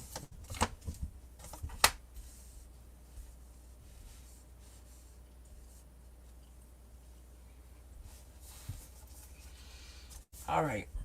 This is interesting because you said it's about a specific person that you're manifesting right now for romance. And the first card that I got out is the family card, the kin card. So I just think that that's interesting. So this first card is the card of the direction of the of east, right?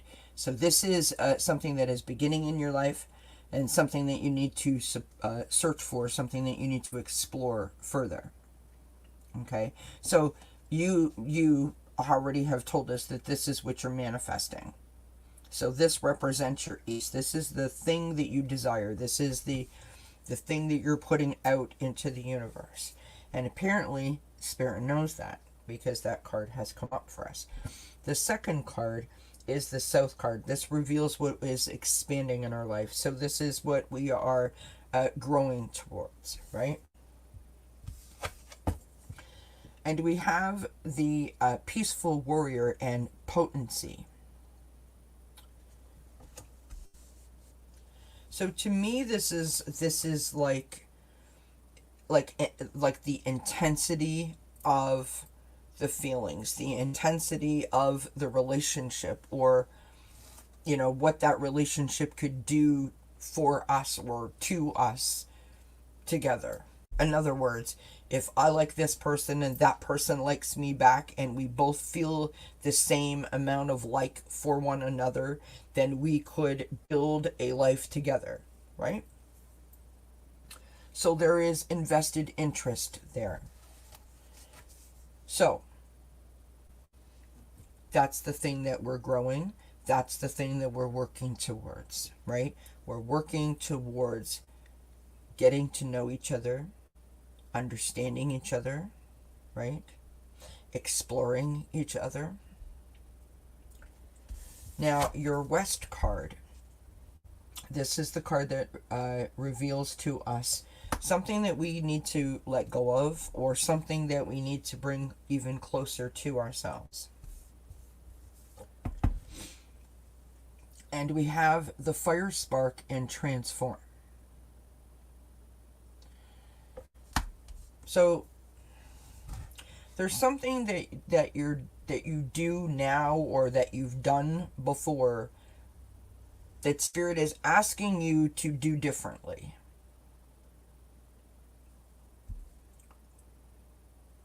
Transform is to change, right? And I think the fourth card will make it make sense to you. So the fourth card is your North card, and this is the card that that talks to us about consolidating or nurturing, right? Or something that we need to repair, or something that we need to heal.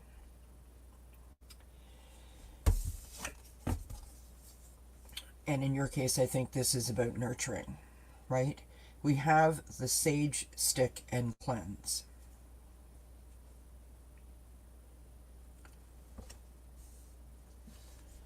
This is about loving yourself. This is about honoring yourself. This is about, not bringing forward baggage from past relationships, or concerns, or something that happened to you in your childhood. This is about entering into this relationship in a whole, invested way. In other words, you're like, you are my person, and that's all I'm thinking about, right? Is you and that person. Nothing else matters, right? Nothing else is influencing it. So let's say your parents think that you should go to university, or your sister says you should not move in together before you get married, or whatever, right? This is about you honoring yourself and wanting the best for yourself. I deserve the best for myself, right? So you listen to your gut instinct, you honor your intuition, you honor your knowledge, you stand in your truth. This is about empowerment, right? And you go into this with the very best of intentions, being met by a person that is going into this with the best of intentions, if that makes sense. I think that it's going to be a wonderful experience for you if you can do what you need to do for yourself, right? Meaning that you go into it for all of the right reasons.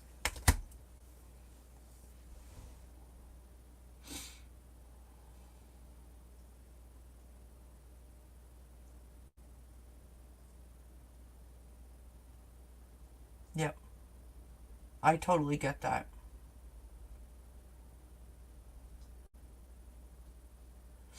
So that's what I got for you. I am Myanmar. I hope that that helps in some way.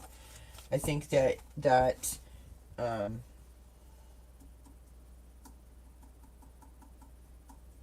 I think that that's why that cleanse came out, is like because you're really listening to your heart, right? You're letting your heart be your navigator, like your compass kind of thing. Um,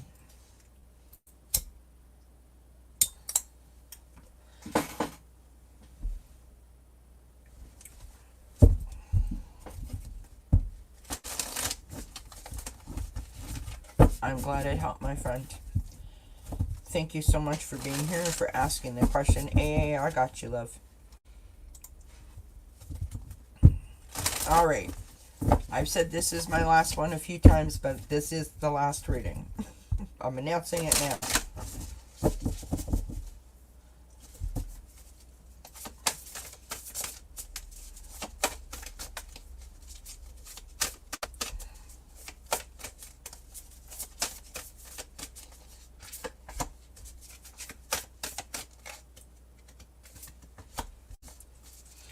You know, I Am Myanmar said something, and I want to highlight that something because it's important for all of us. And it's something that I think that many of us struggle with. I mean, I struggle with it, right? Our intuition, that inner wisdom, that the gut instinct, the thing that we all have. We all know that we have it, but it's the thing that we really have to all strive to listen to embrace, and to work with, right? Because if we look at it over time, we know that it has served us well. It has never led us astray. But we oftentimes, for whatever reason, don't. And I love that I Am Myanmar said, thank you, it really did help clarify what I knew. Amazing. It is a total act of trust, and sometimes that's really, really hard to do. And I've explained this to so many people, and because I don't know how else to explain it, this way. When you come in here and you ask me a question, you put your trust in me that I'm going to tell you what you need to know, right? When I sit down and I turn this camera on to go live to take your questions, I put my faith in spirit, I put my trust in spirit, that spirit's going to give me what I need to give you through these cards.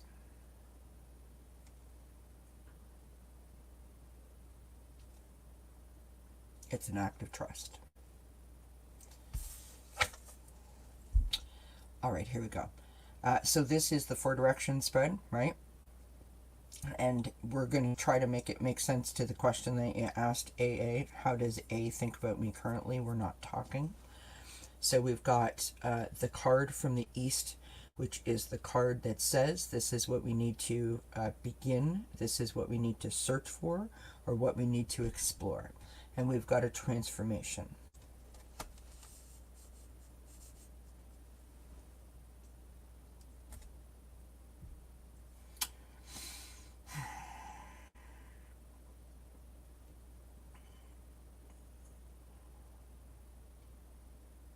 I want you to think about how you feel, really,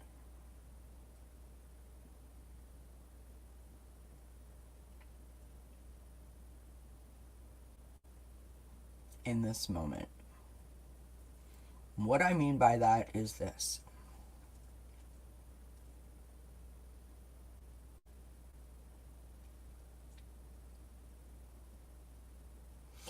Things happen for reasons that we don't always understand. Okay?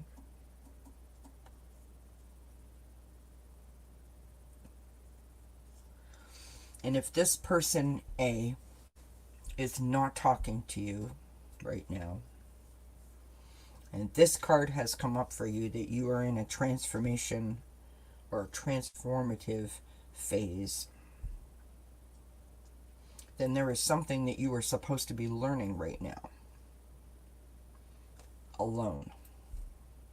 Okay? The South card. This is revealing what we need to expand, right? The thing that we need to grow. The thing that we are working towards. Look at this card.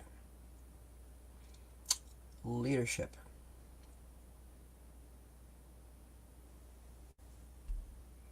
This is about you taking your power back. This is about you standing in your power.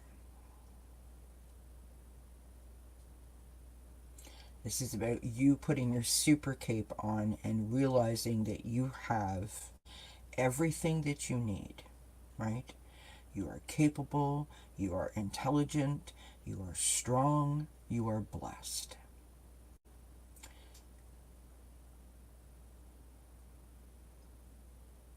And this goes to what you're saying right there. It's hard accepting, it's hurting. It's when something ends, it's supposed to hurt. That's why it's an ending, right? What are we learning from it, though? The thing that we're going to learn from it is the transformation. It's the thing that's going to help us stand in our power. Okay? The third card is the West card. The West card is the thing that we are harvesting or gathering, the thing that we are bringing towards ourselves, right? The thing that we are embracing. When you think about harvesting or gathering, think about the season that we're in. We're in autumn, right? And what do they do in autumn? Think back in the old days, right? They would go, they would gather all the crops, they would harvest all the fruits, all the vegetables, right? They would can and they would preserve and stock up for the winter ahead so that they knew that they were okay, that they were provided for, that they were looked after, right? They had everything that they needed. What is that? That's standing in their power, right? That is empowerment. It is what? Fulfillment. You have fulfillment. This means that I love me exactly how I am in this exact moment. I am enough. I am worthy. I am amazing. I am phenomenal. My life is blessed. And I am filled with gratitude. I wake up and my heart smiles. It's that kind of energy, right? What that means is I love myself.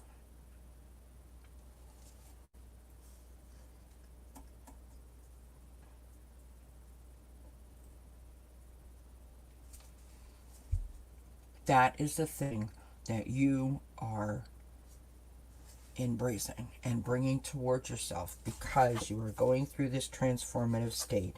You are taking back your power. As you take back your power, you are increasing your fulfillment. You feel stronger and better every day, or you will very shortly. The last card is the North card. The North card is what we need to consolidate, what we need to nurture, right? The thing that we need to hug and hold on to, right? Like our teddy bear. Or the thing that you need to repair, or the thing that you need to heal.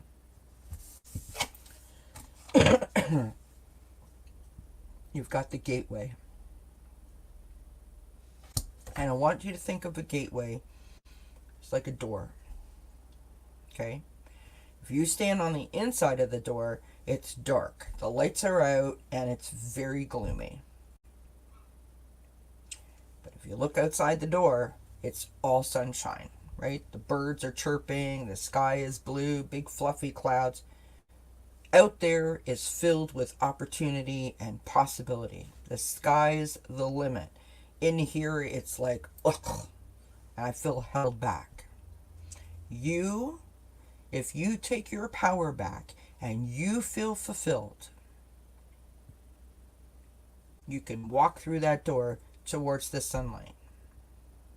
Ain't nothing or no one gonna get in your way. In other words, you are not gonna let this thing, this situation, hold you back. It's not gonna let you, hold up in a corner all in the fetal position eating ice cream every night. Do you know what I mean? Exactly. Know your worth.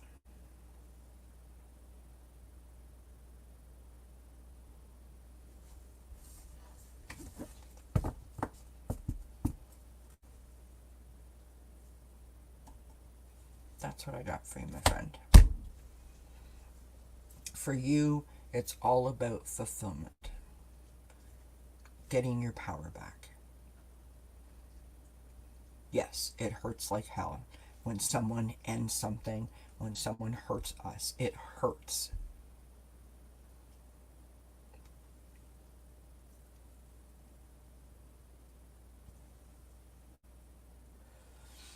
I don't want you to take this the wrong way, so I hope that I answer this in the same way that someone once answered it for me.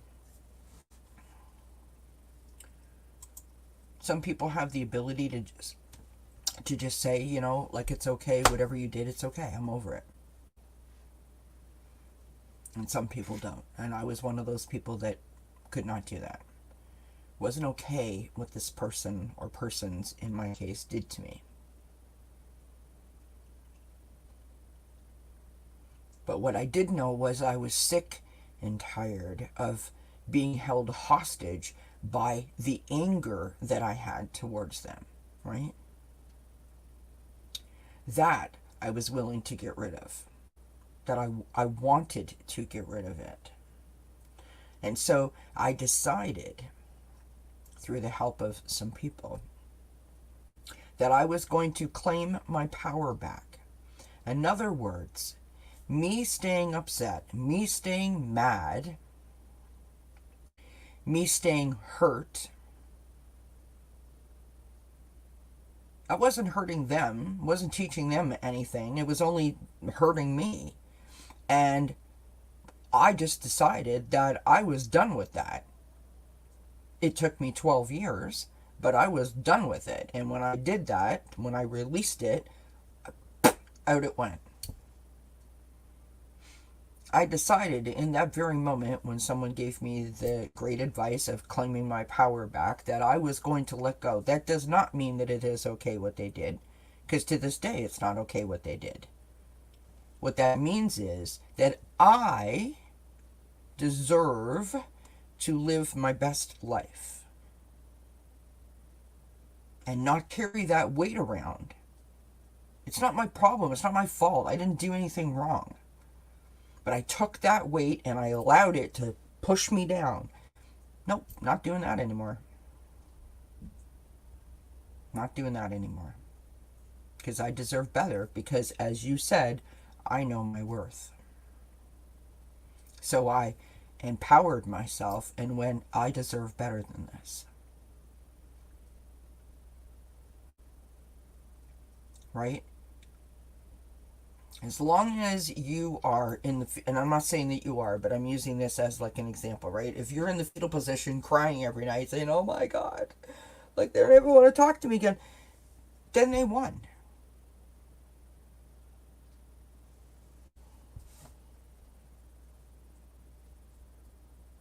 And you lost.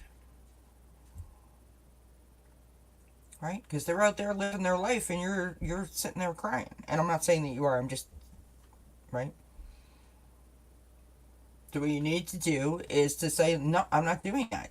Doesn't mean that I forgive you in terms of, I'm not saying that what you did is okay. I'm not saying that. But in this moment, what I'm doing is saying, I deserve better.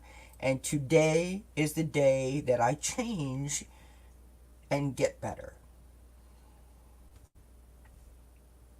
You could try looking at it from that perspective and see if that helps.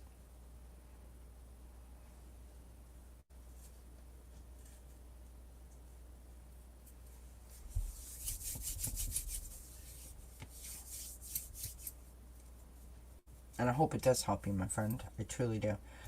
Um, because it can really, um, for lack of a better way to put it, it can hijack your life. You know, um, I developed anxiety panic disorder over it. I lost jobs, I lost friends, I lost my ability to function as a normal human being, and I mean, so many other things. And I searched and I went to therapists and I went to psychiatrists, and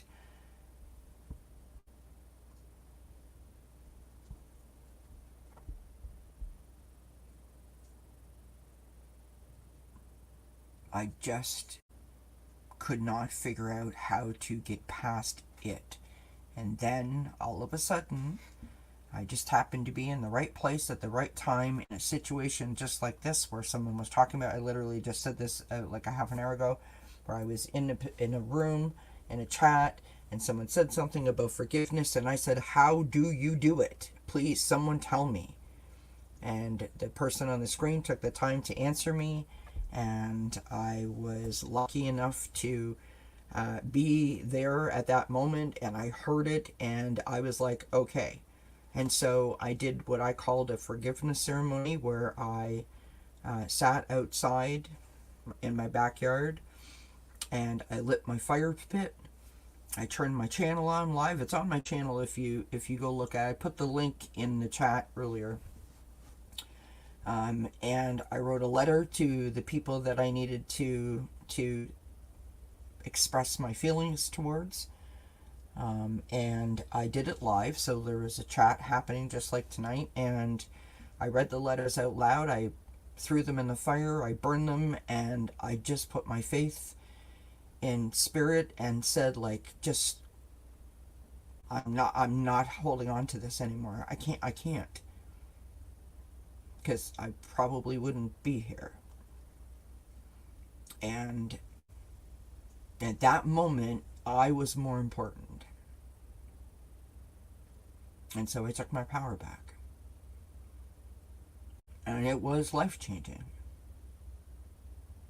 Now, I'm not, 100% cured by any stretch of the imagination, right? We're all walking examples of work in progress. But that was a significant life changing moment for me.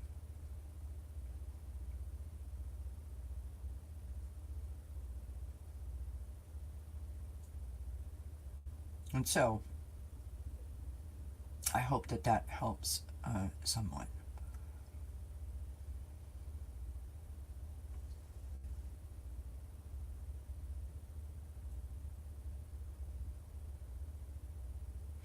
Alright, here. You guys want to see this? I've never done this before, but I think I can do it. Bear with me for a sec, you guys. Bear with me for a second.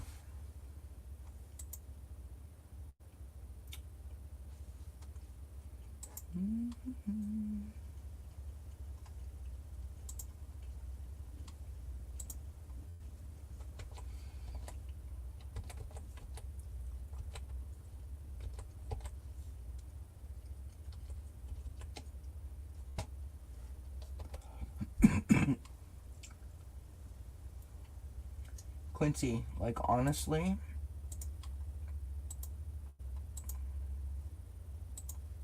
The fact is, we've come here right now. Millions of us lightworkers have incarnated on this planet. Hi everyone. I don't know if you can see me. There you go. It's building cats for me. I am sitting outside in my backyard. It is a glorious 42 degrees Fahrenheit, which is pretty cold. Got my boots and my mittens and coat on. And I want to do a forgiveness ceremony. Sorry, I'm trying to rest the laptop on my leg here. I apologize. There's the fire for anyone who is. Oh, hi, Kevin. Hi, Jima. I have another video open too. Excellent. Can you tell I'm new for what I'm doing? Hi, Sharon Sipe. Hi, Cartomancy. Oh, you guys are the absolute. You guys, can you hear me okay? Disorder.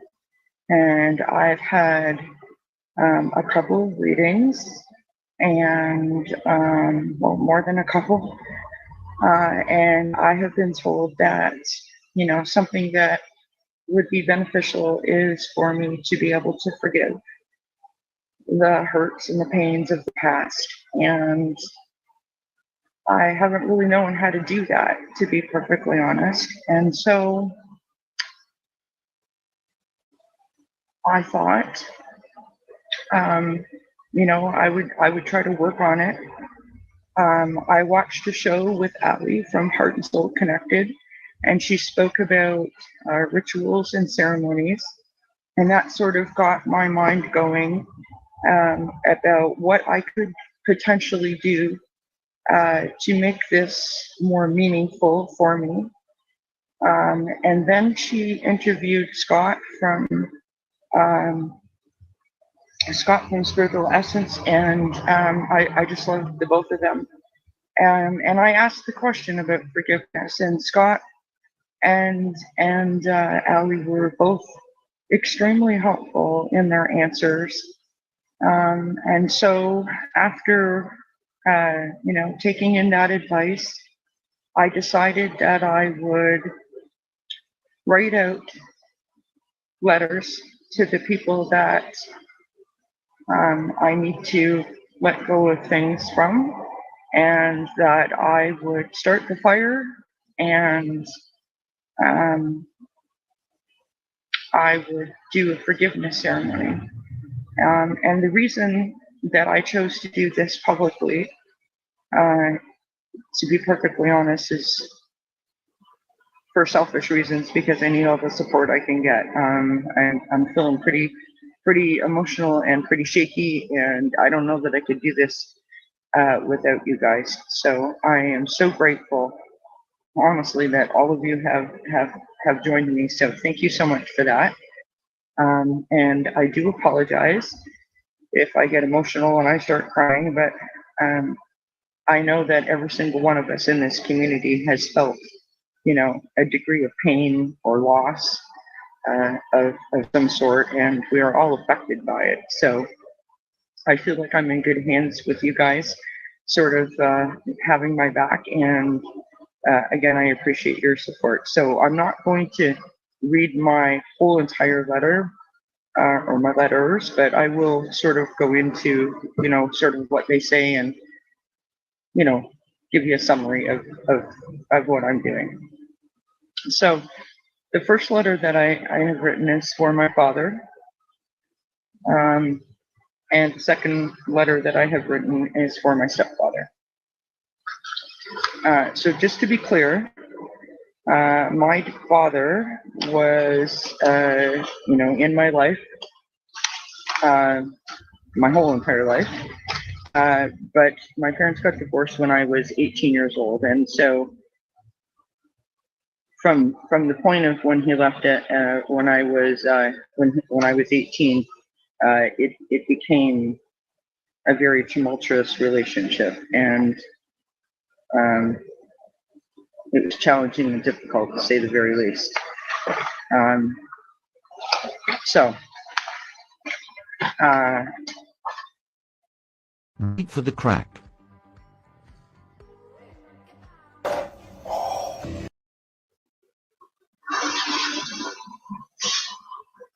All right, so I'm gonna go ahead and read what I've written here. So, big breath, everybody. I don't know. Can you guys see the fire? The fire is being tended to. All right, so here we go.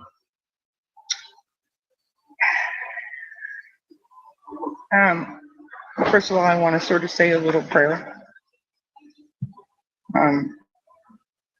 I want to ask the angels and the ancestors and the spirit guides to please surround me with love and white light and allow my heart to open and to forgive my father.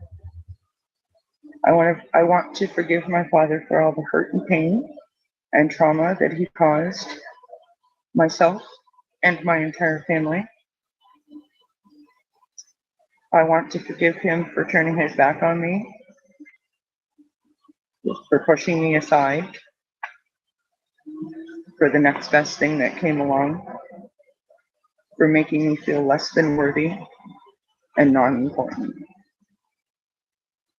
I want to forgive him for putting me in a difficult position to where I always had to choose a relationship with him or my loyalty to my sister. I want to forgive him for making me always feel guilty about loving him when she needed his love, probably more than I did at certain times. It hurt my sister deeply and hurt me as well. I want to forgive my father for making the choice not to be a part of our lives and then making us feel that it was something that we had done. I want to forgive him for abandoning me, for causing my issues with relationships, my anxiety panic disorder, all my fears and phobias. They dramatically changed my life.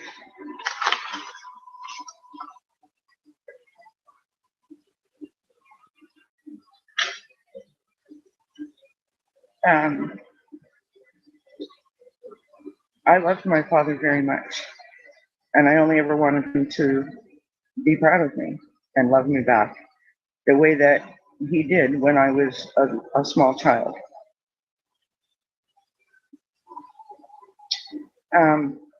When he divorced my mother, he divorced his children too.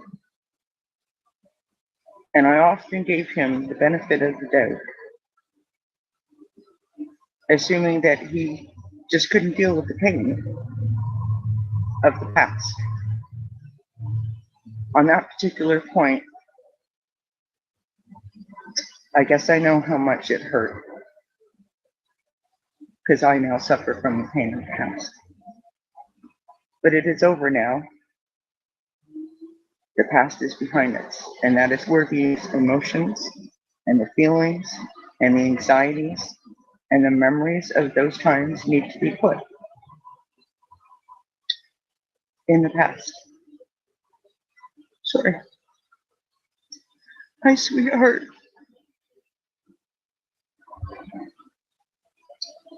The lessons that we have received from the pains of the past. We accept them and we move forward from the pain of the past. I forgive you, Daddy, and I release this pain and trauma from you. Angels, ancestors, and spirit guides, please surround me with love and white light. Allow my heart to forgive my dad, release my pain and trauma, and allow my heart to open and receive love. And now I'm going to throw this in the fire.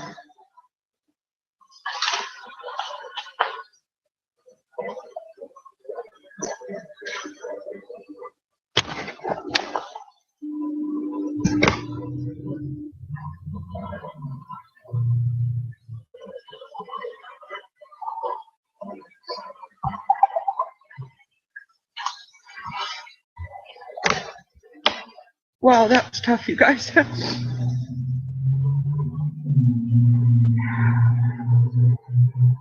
I am so grateful to each and every one of you for being here with me. And a special shout out to you know who, Maddie Girl. Shut.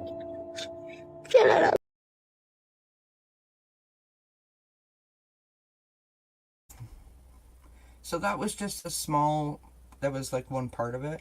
But that gives you an idea of what I did in the forgiveness ceremony.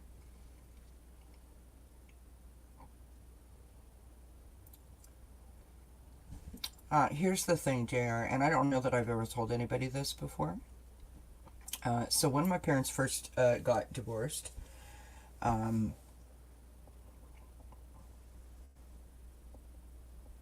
well, it's a long and complicated story that I'd rather not like get into, but let's just say my parents, they didn't get divorced right away, so my dad left, and then he came back, and then he left, and then he came back, and then he left, and he came back, and that went on for like a year and a half. And so in those moments when that was happening, I was like 17 turning 18, and I didn't handle it well.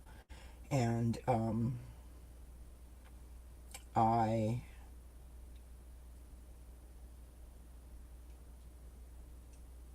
woke up one night and I went to the kitchen, or was going to go to the kitchen to get something to eat or drink or whatever I was doing. And I fell down the stairs. And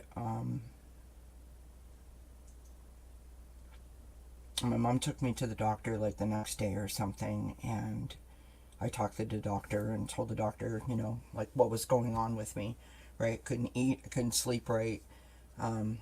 I was just finishing grade 12 here in Canada and getting ready to go into grade 13, and so I was getting ready to do my final exams. It was like a really important year for me, and important time in my life, and you know, I was struggling. And he said that I had developed a nervous stomach and a pin-size ulcer in my stomach. And so he gave me a prescription. And I did not know then that that was anxiety panic disorder. I know that now. And for the next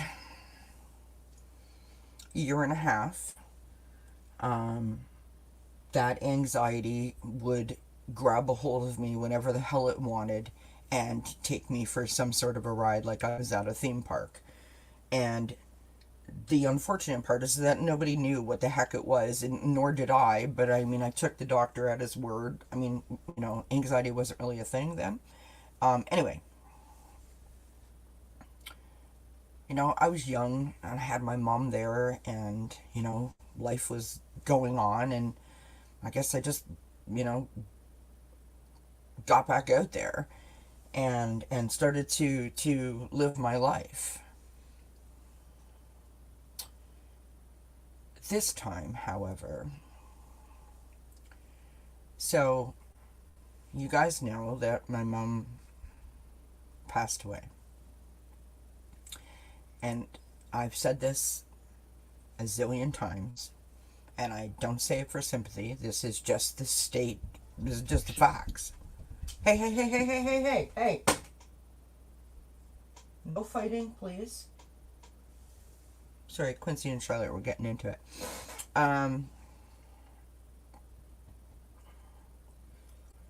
The day after my mother passed away, I had to make a phone call to my father to tell my father that my mother had passed. Now, my mother had made us promise that we would not tell our father that she was even sick, and so we did not tell him.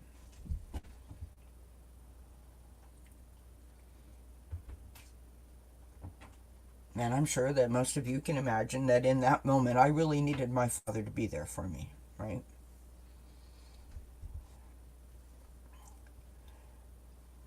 I never thought in a million years I would have never, ever said that if I ever called my dad and I said, I need you, that he would not be there for me.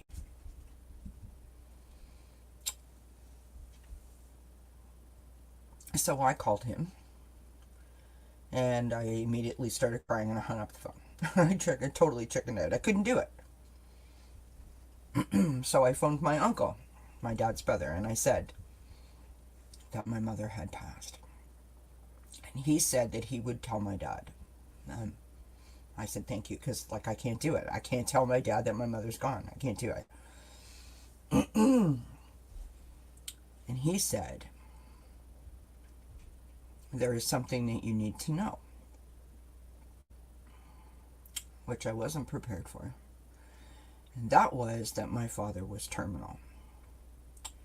Now, my dad had prostate cancer and was in remission.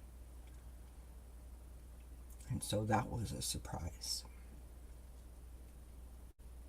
So the day after my mother died, I found out my father was dying. I wasn't prepared for that. And somehow, I managed to be okay. And for the next 5 months, my father refused to speak to me.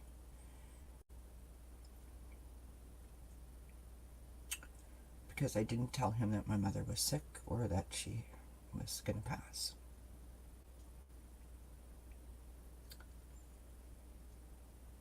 And a week after my birthday in August, my mother died in March, was the first time that I seen my dad. And I remember standing in my uncle's kitchen, which is where my dad was, crying. I can't really articulate into words how this felt, but I will tell you that I have never felt pain like that before. I felt like a stranger. I felt like the invisible fly on the wall. That nobody could see me, that nobody could hear me. But not because they couldn't see me and not because they couldn't hear me, but because they didn't want to see me and because they did not want to hear me.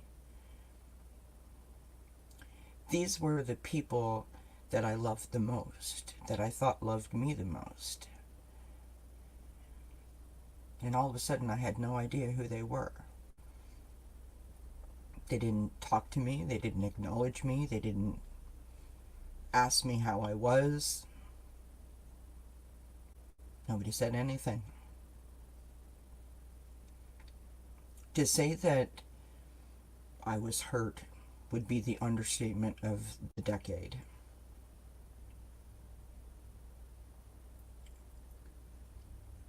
And so I left there feeling completely crushed and beating myself up for going there in the first place. Because I knew Like, I knew that that could be a possibility, and yet I needed so desperately for my dad to be okay and to throw his arms around me and tell me it was going to be all right. You know, just be my dad. You know? And so, we fast forward to the following April. My father has gone in for an emergency radiation treatment. So he is in the hospital. So there is no chance that he is going to come where I now am going. And because I was so desperate for family, I needed my people around me. My aunt on my dad's side, who we didn't really have a whole lot to do with as I was growing up. My father's the oldest of 10. Well, actually 12, but 2 passed when they were infants. So 10. My aunt is only 2 years older than I am. And so really she's like my sister, right? But I'm not close to these people anymore. And so when my mom died, they all sort of came out of the woodwork. And I just needed to feel loved and embraced, because I was feeling very left out in the cold. Very Five of Pentacles moment I was having. Anyway, long story short, my aunt was having her 50th birthday party, and my cousin sent me an invite, and to everyone's surprise, including my own, I decided that I was going. Now, you want to talk about, the universe, puts you in a path that doesn't make sense to you. Well, this is one of those moments. This is an example of that. So the party is an hour and 15-ish minutes away from my house. My father lives 6 hours by car away from me. So 5 hours-ish away from the party. And he is in the hospital getting this emergency radiation treatment. Now, I wasn't talking to him, but I would get the updates from my family, right? From my aunts and uncles on my dad's side. So I go to this party, and some of these people, I have first cousins who have never met me before, so that gives you an idea how close we are. But they all know me from when I was a little kid. Anyway, I go in there, and it was lovely because everybody was like, hugging me, and we were all talking about my mom because they all knew my mom, right? And I needed that. I can't explain it. I just needed it. And it felt good. Like, it felt normal, felt right. And all of a sudden, my cousin starts saying, Kelly, go to the door. Kelly, go to the door. And I'm like, why are you telling me to? Like, nobody here even knows me. What do you mean, go to the door? Well, I turned around, friends, and my father was standing there. And I was like, what in the hell are you doing here? That night changed everything. That's gonna make me cry.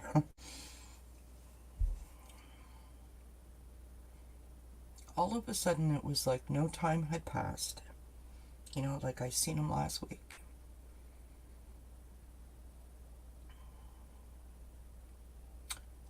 I just looked at this man who was so frail and suffering, and my heart broke in a million pieces.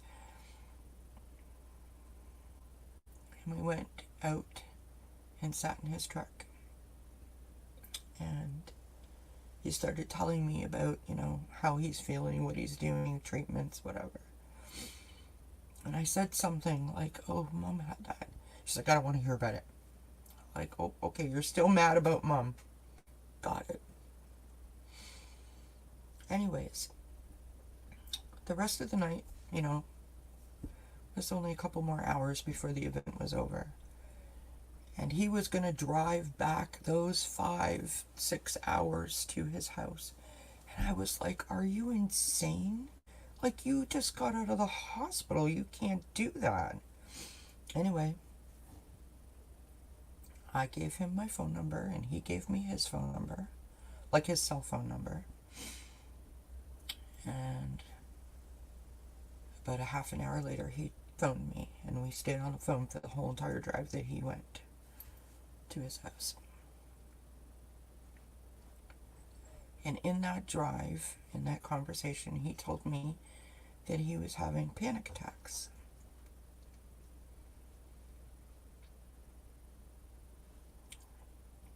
He didn't know that I had panic attacks.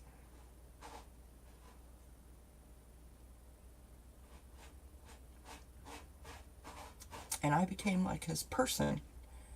You know, like you have a buddy. So every time he had a panic attack, every time he had anxiety, he would call me. And I would talk him through it.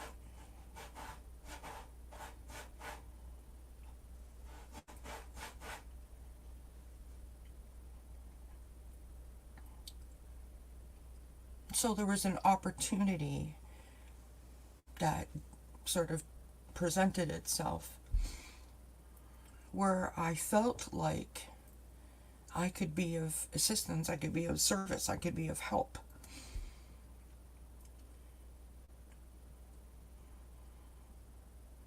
And if that opportunity never presented itself, I don't know that we would have had those last couple of months together the way that we did. So it was a destination that I had not intended, and it was a blessing in disguise, truly. And as it turns out,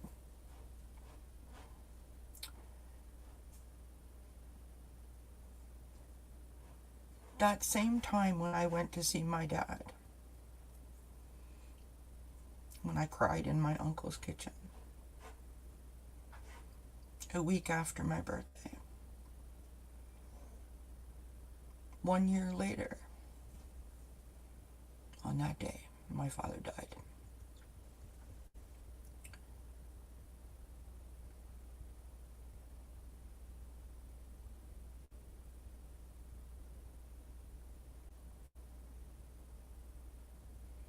Now, I have to tell you that I was okay. I was okay with it. Because of that time that we were given.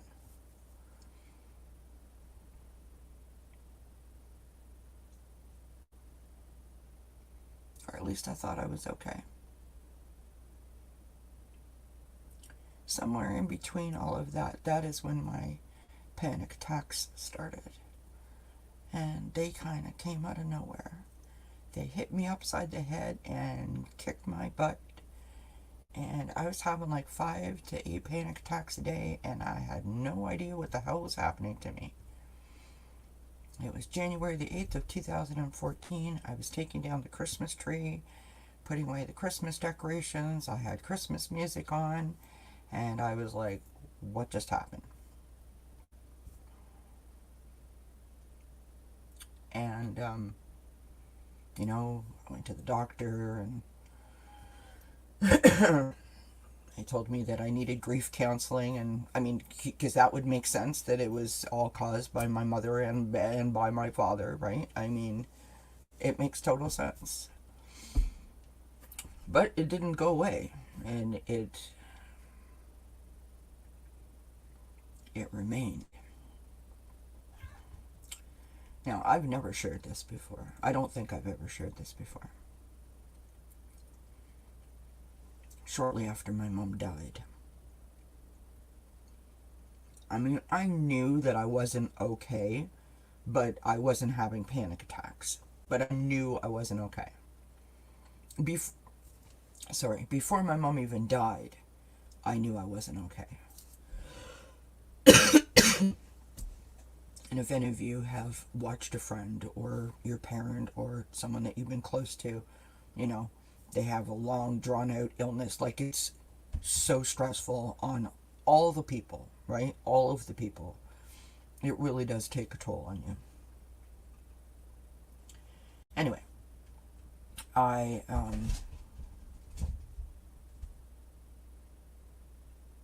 I did everything that I could. Now, in terms of like getting the help that I needed and all that kind of stuff, I didn't realize for a very, very long time that I was even holding on to things. Like I didn't know that.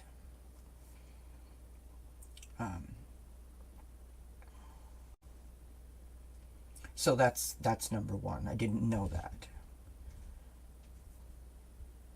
In my life, prior to this happening,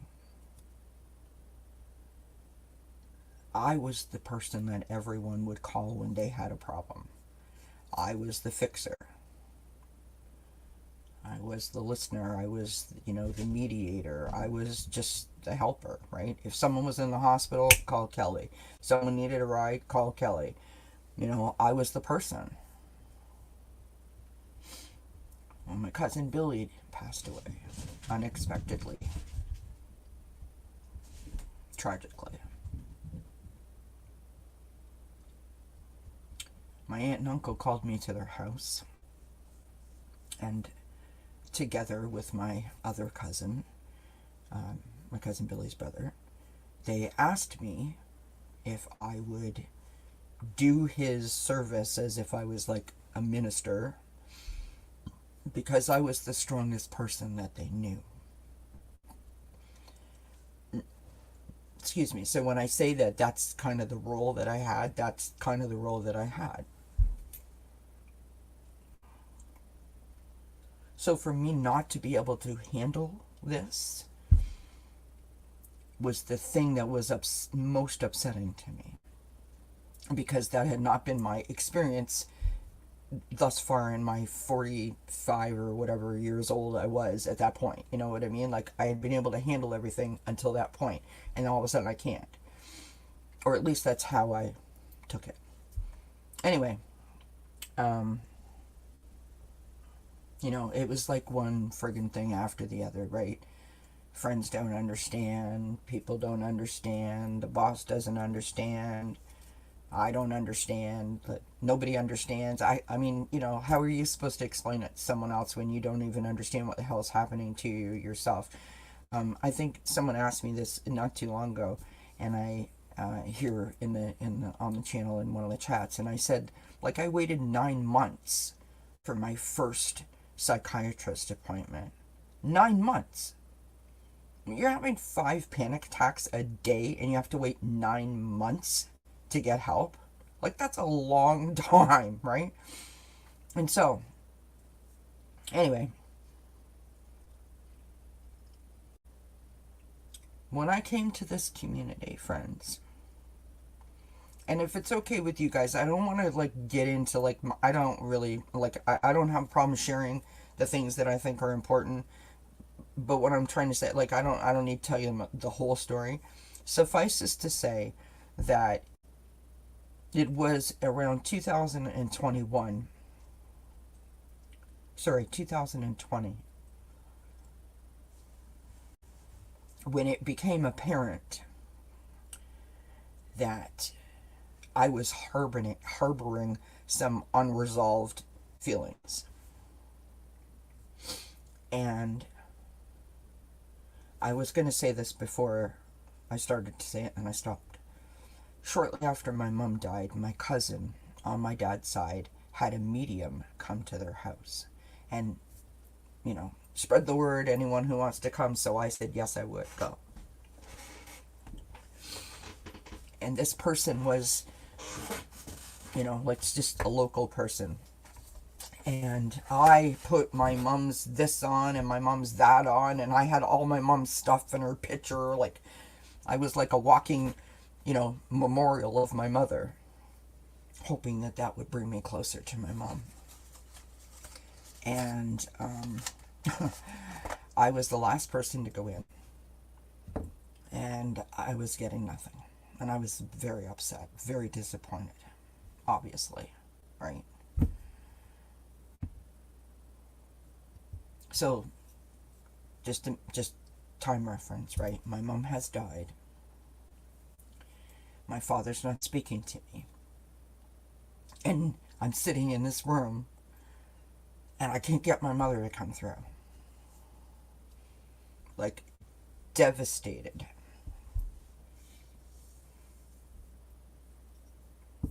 And so, you know, you only get like 15, 20 minutes with her, right? And she says to me, is there anything that you want to ask me? Is there anyone that you want to hear from? And I said, my mother. She said, okay, what's your mom's name? And I told her my mom's name, and, you know, she did her thing. Now, this is really important. And I hope that you guys, if you've been listening, not that it's a test, but if you're listening, I hope that you understand the significance of what I'm about to say. She said,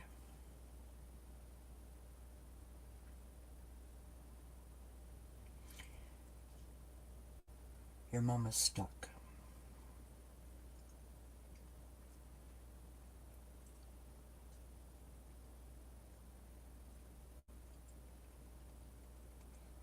And then she looked at me and she said, as she put her hand on my leg, on my knee,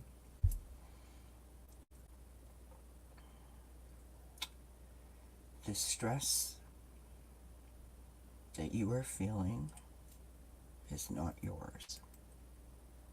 It's your mother's.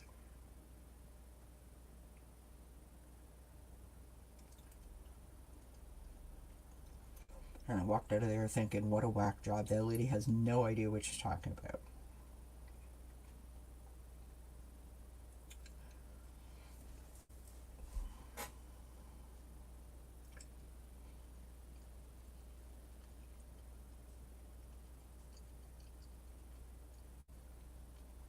All these years later, and it sort of became apparent in 2021, that she did know exactly what she was talking about. And that is exactly what I was doing, or what was happening to me.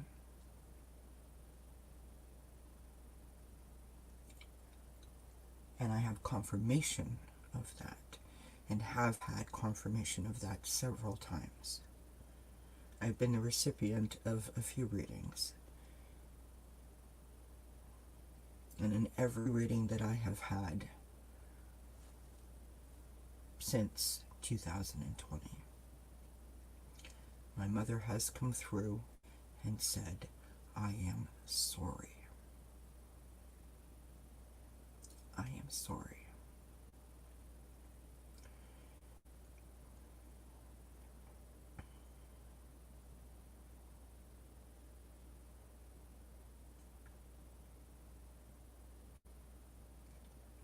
And the important part to remember in this is that my mother isn't saying sorry for anything that she did, specifically. But it's like she was apologizing for what I took on.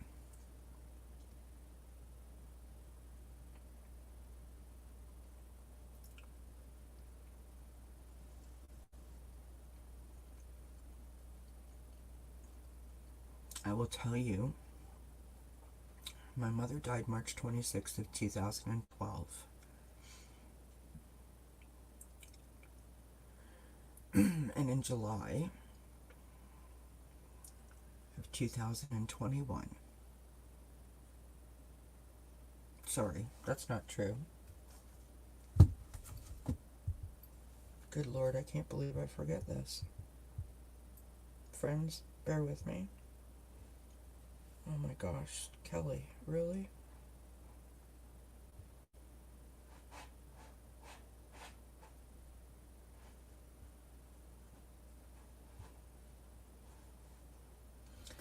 July the 10th of 2021.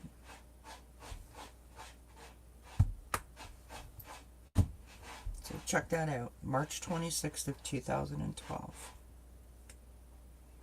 And again, without going into the whole story, this is all I'll say. It was the day my mother died. And on July 10th,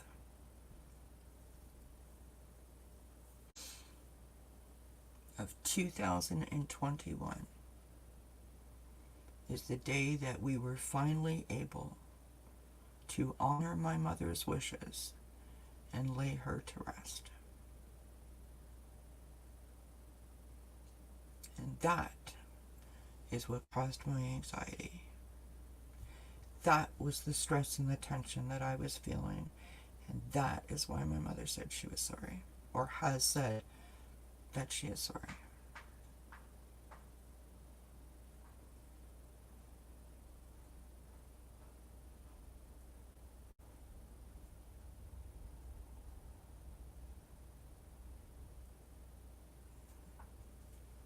So when I say that I get it, I get it. I get it.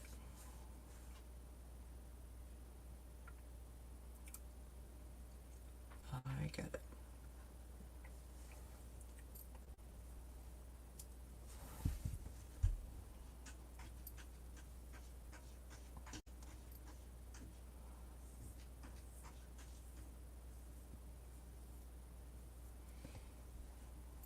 And the thing is that if you don't get a hold of it, right? If you don't get a hold of the anxiety, it can, pardon my French, but it can fuck you right up. It can hijack your life from you in ways that you never thought possible.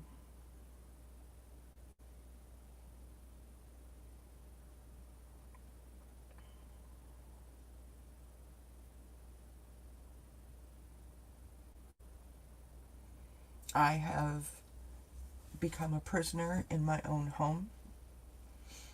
It started out as a coping mechanism because it felt safe.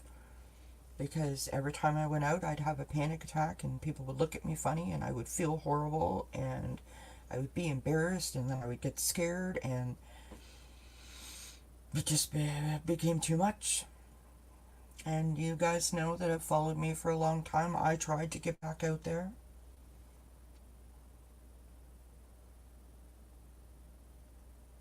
And I don't go out nearly as much as I should or as much as I want.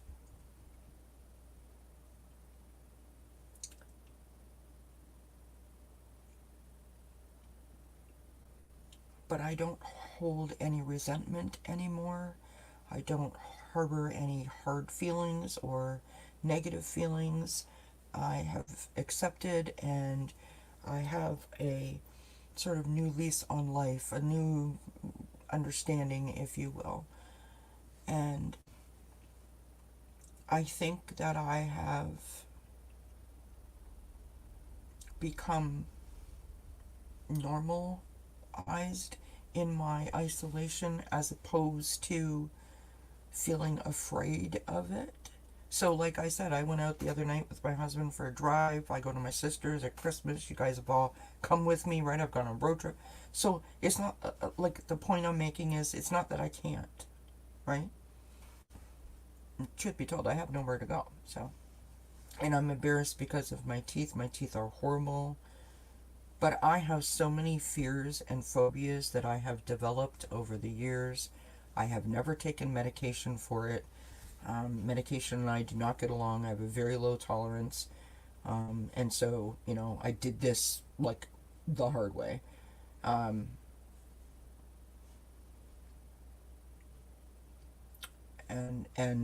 so it is what it is. And what has happened here in this channel, like when I tell you guys that this has made me, learn to trust myself again, that is not an understatement. That is not me like trying to get sympathy votes or like, yeah, subscribe to me because look at what look at that 1111. Thank you, mommy. I love you and I miss you too. See, she's listening. She is listening. Love you, mommy. She is listening. you know, we're getting there. We're making progress, and every day is a new day, and every day is an opportunity and a blessing for something else. The problem is I'm getting old, and I'm set in my ways, and it is what it is. But I don't feel bad anymore. Do you know what I mean? I don't wake up in fear, um, and I can hear it in my attitude. I can see it in my face, and this opportunity that's been created here with Dozen Cats and me being able to do this, just, I mean, what an amazing outcome for such a shit period of time. My whole entire life, I've always felt happiest when other people around me are happy. I always wanted to be helpful or of service in some way. And now I've had the opportunity to meet people from all over the world and offer some sort of support or help or love or kindness or a bunch of things all at once, or just hold space. It's just such a blessing, you know. So I don't feel like any of it was in vain. And strangely, it's like, if that never happened, I wouldn't be here. You know what I mean? I would have never ended up in this spot. I would have never realized that I had this connection. Like, none of that would have happened if none of that happened.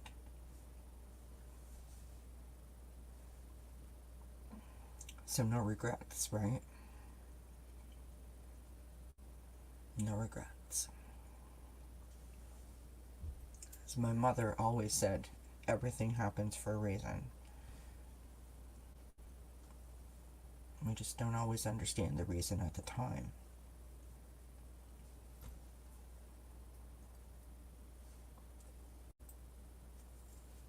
Now, JR, you asked me something up there before, and I can't remember what the heck you said. I'm so sorry. And guys, and thank you everybody for being so understanding and so kind. I appreciate each and every one of you. I hope you know that. And I wouldn't have shared that with you unless I thought it could be helpful to someone, or because I needed to get it out.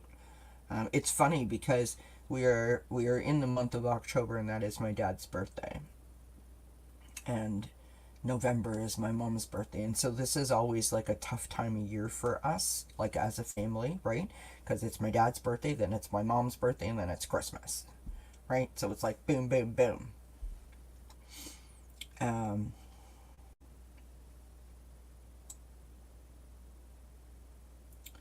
what did you say, JR?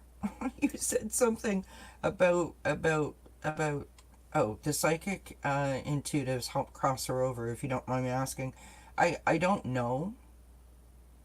I don't know. Like, I didn't know anything then to even ask. I just know that she told me that my mom was stuck, and that the stress and the anxiety that I was feeling was my mom's stress and anxiety, and I was like, what stress and anxiety? I mean, aside from the fact that she died and the stress of that, and how stressful that was, I mean,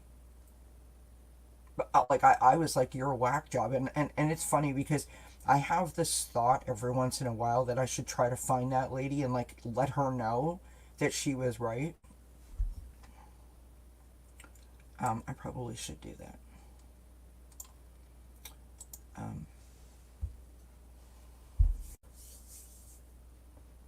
yeah, it's just been, it's been a lot. And listen, I mean, my story is like one in a million.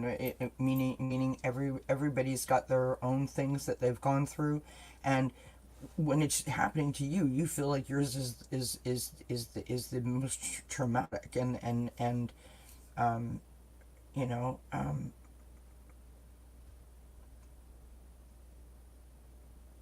I just wanted to be able to create an environment or a space where if you were in a situation like this, um, that you were dealing with stuff, that you felt like that you weren't alone. And also, I hated the fact that, I now fell under this label, and, that I was blamed and shamed at every single opportunity. And I'm like, I do not tolerate that. I do not accept that. If you have a mental health disorder, it does not define you, and it is totally okay for you to say it. And so, those are the two reasons that I started my channel. I had no idea that it would go where it went, and I'm not trying to take the conversation in a different place. I'm just saying I had no idea that I knew how to read. I had no idea I had a connection. I hadn't, like, I didn't start my channel. I didn't even own any cards. So all of that came after. This is like a virtual diary of sorts of like my journey in the last 3 years. So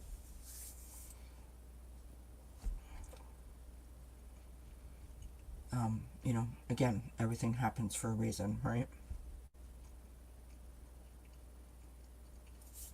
Thank you, everybody, for all of your kind comments and being so sweet and supportive. I really truly appreciate it. I appreciate what you do for me, and I appreciate what you do for each other, because when you feel compelled to share these things, you don't always know who's listening or who could be listening, and it could help somebody. So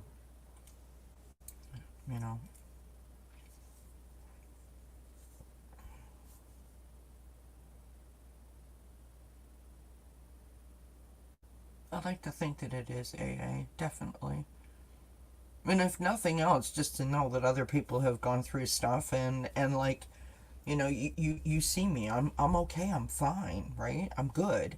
And if nothing else, then that person that's watching this in their moment is like, maybe I'll be okay too, right?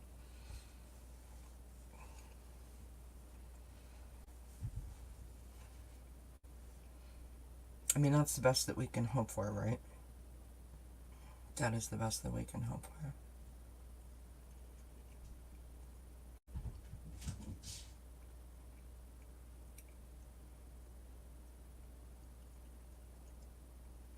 And then some people are just morons,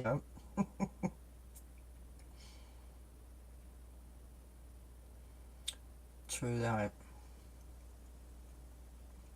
True that.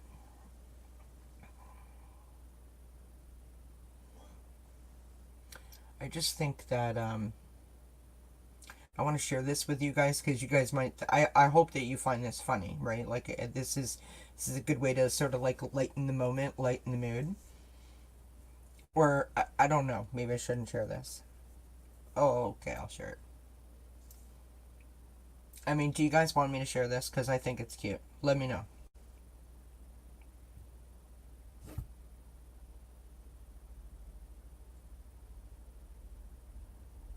It's short and sweet, I promise. Just let me know if you want me to share.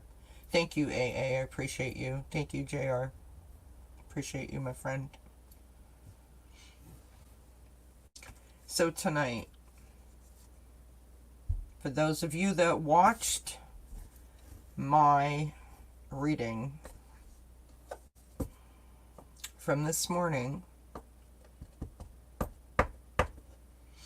I use these cards, right? In the weekly tarot message. And if you haven't watched it, what the heck, go and watch it. No, I'm kidding. Well, I'm really not kidding, but anyways, I use these cards.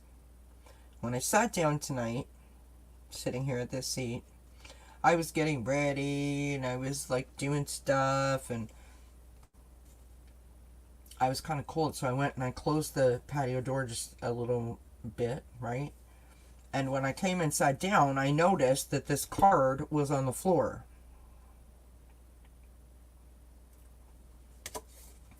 Check out what this card what this card says.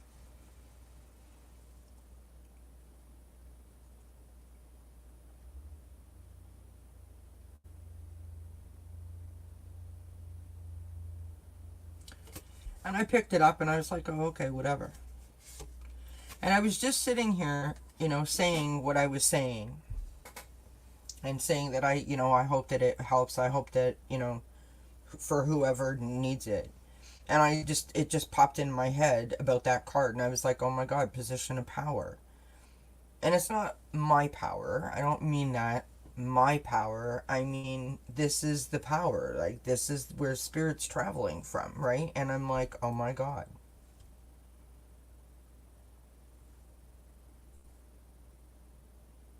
You know what I mean? I think that's pretty cool.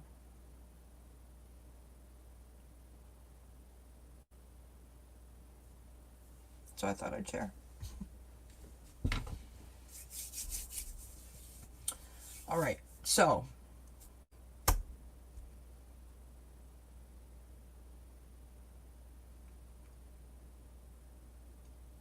I guess we're going to end it there.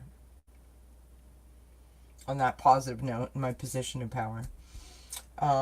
And I will say good night to you guys. But before I let you go, do not forget 2 p.m. Eastern on Wednesday. I'll be back live. Ben from Beneficial Tarot joins me for a tea time with Ben, which is always a hoot. We never know what the heck we're going to do, but it usually involves laughing a whole lot. So it's good for that. And then I'm going to take a week off, which means I won't be live, but I will have videos up for you guys to watch throughout the week, because it's our Canadian Thanksgiving and my husband's on vacation, so yay. That means I get tea every morning. I'm very excited. And what? What happens after that? I don't remember. Oh, I have a new person coming to visit. Her name is Bridget. She does astrology. She's going to come and visit us at the end of the month and do some, have a chat with us about astrology for November. So that's exciting.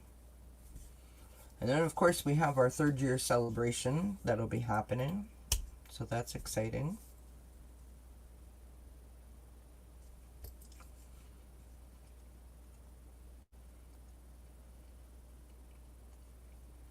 That's really all I have to report. I'm going to go have a cup of tea and a brownie.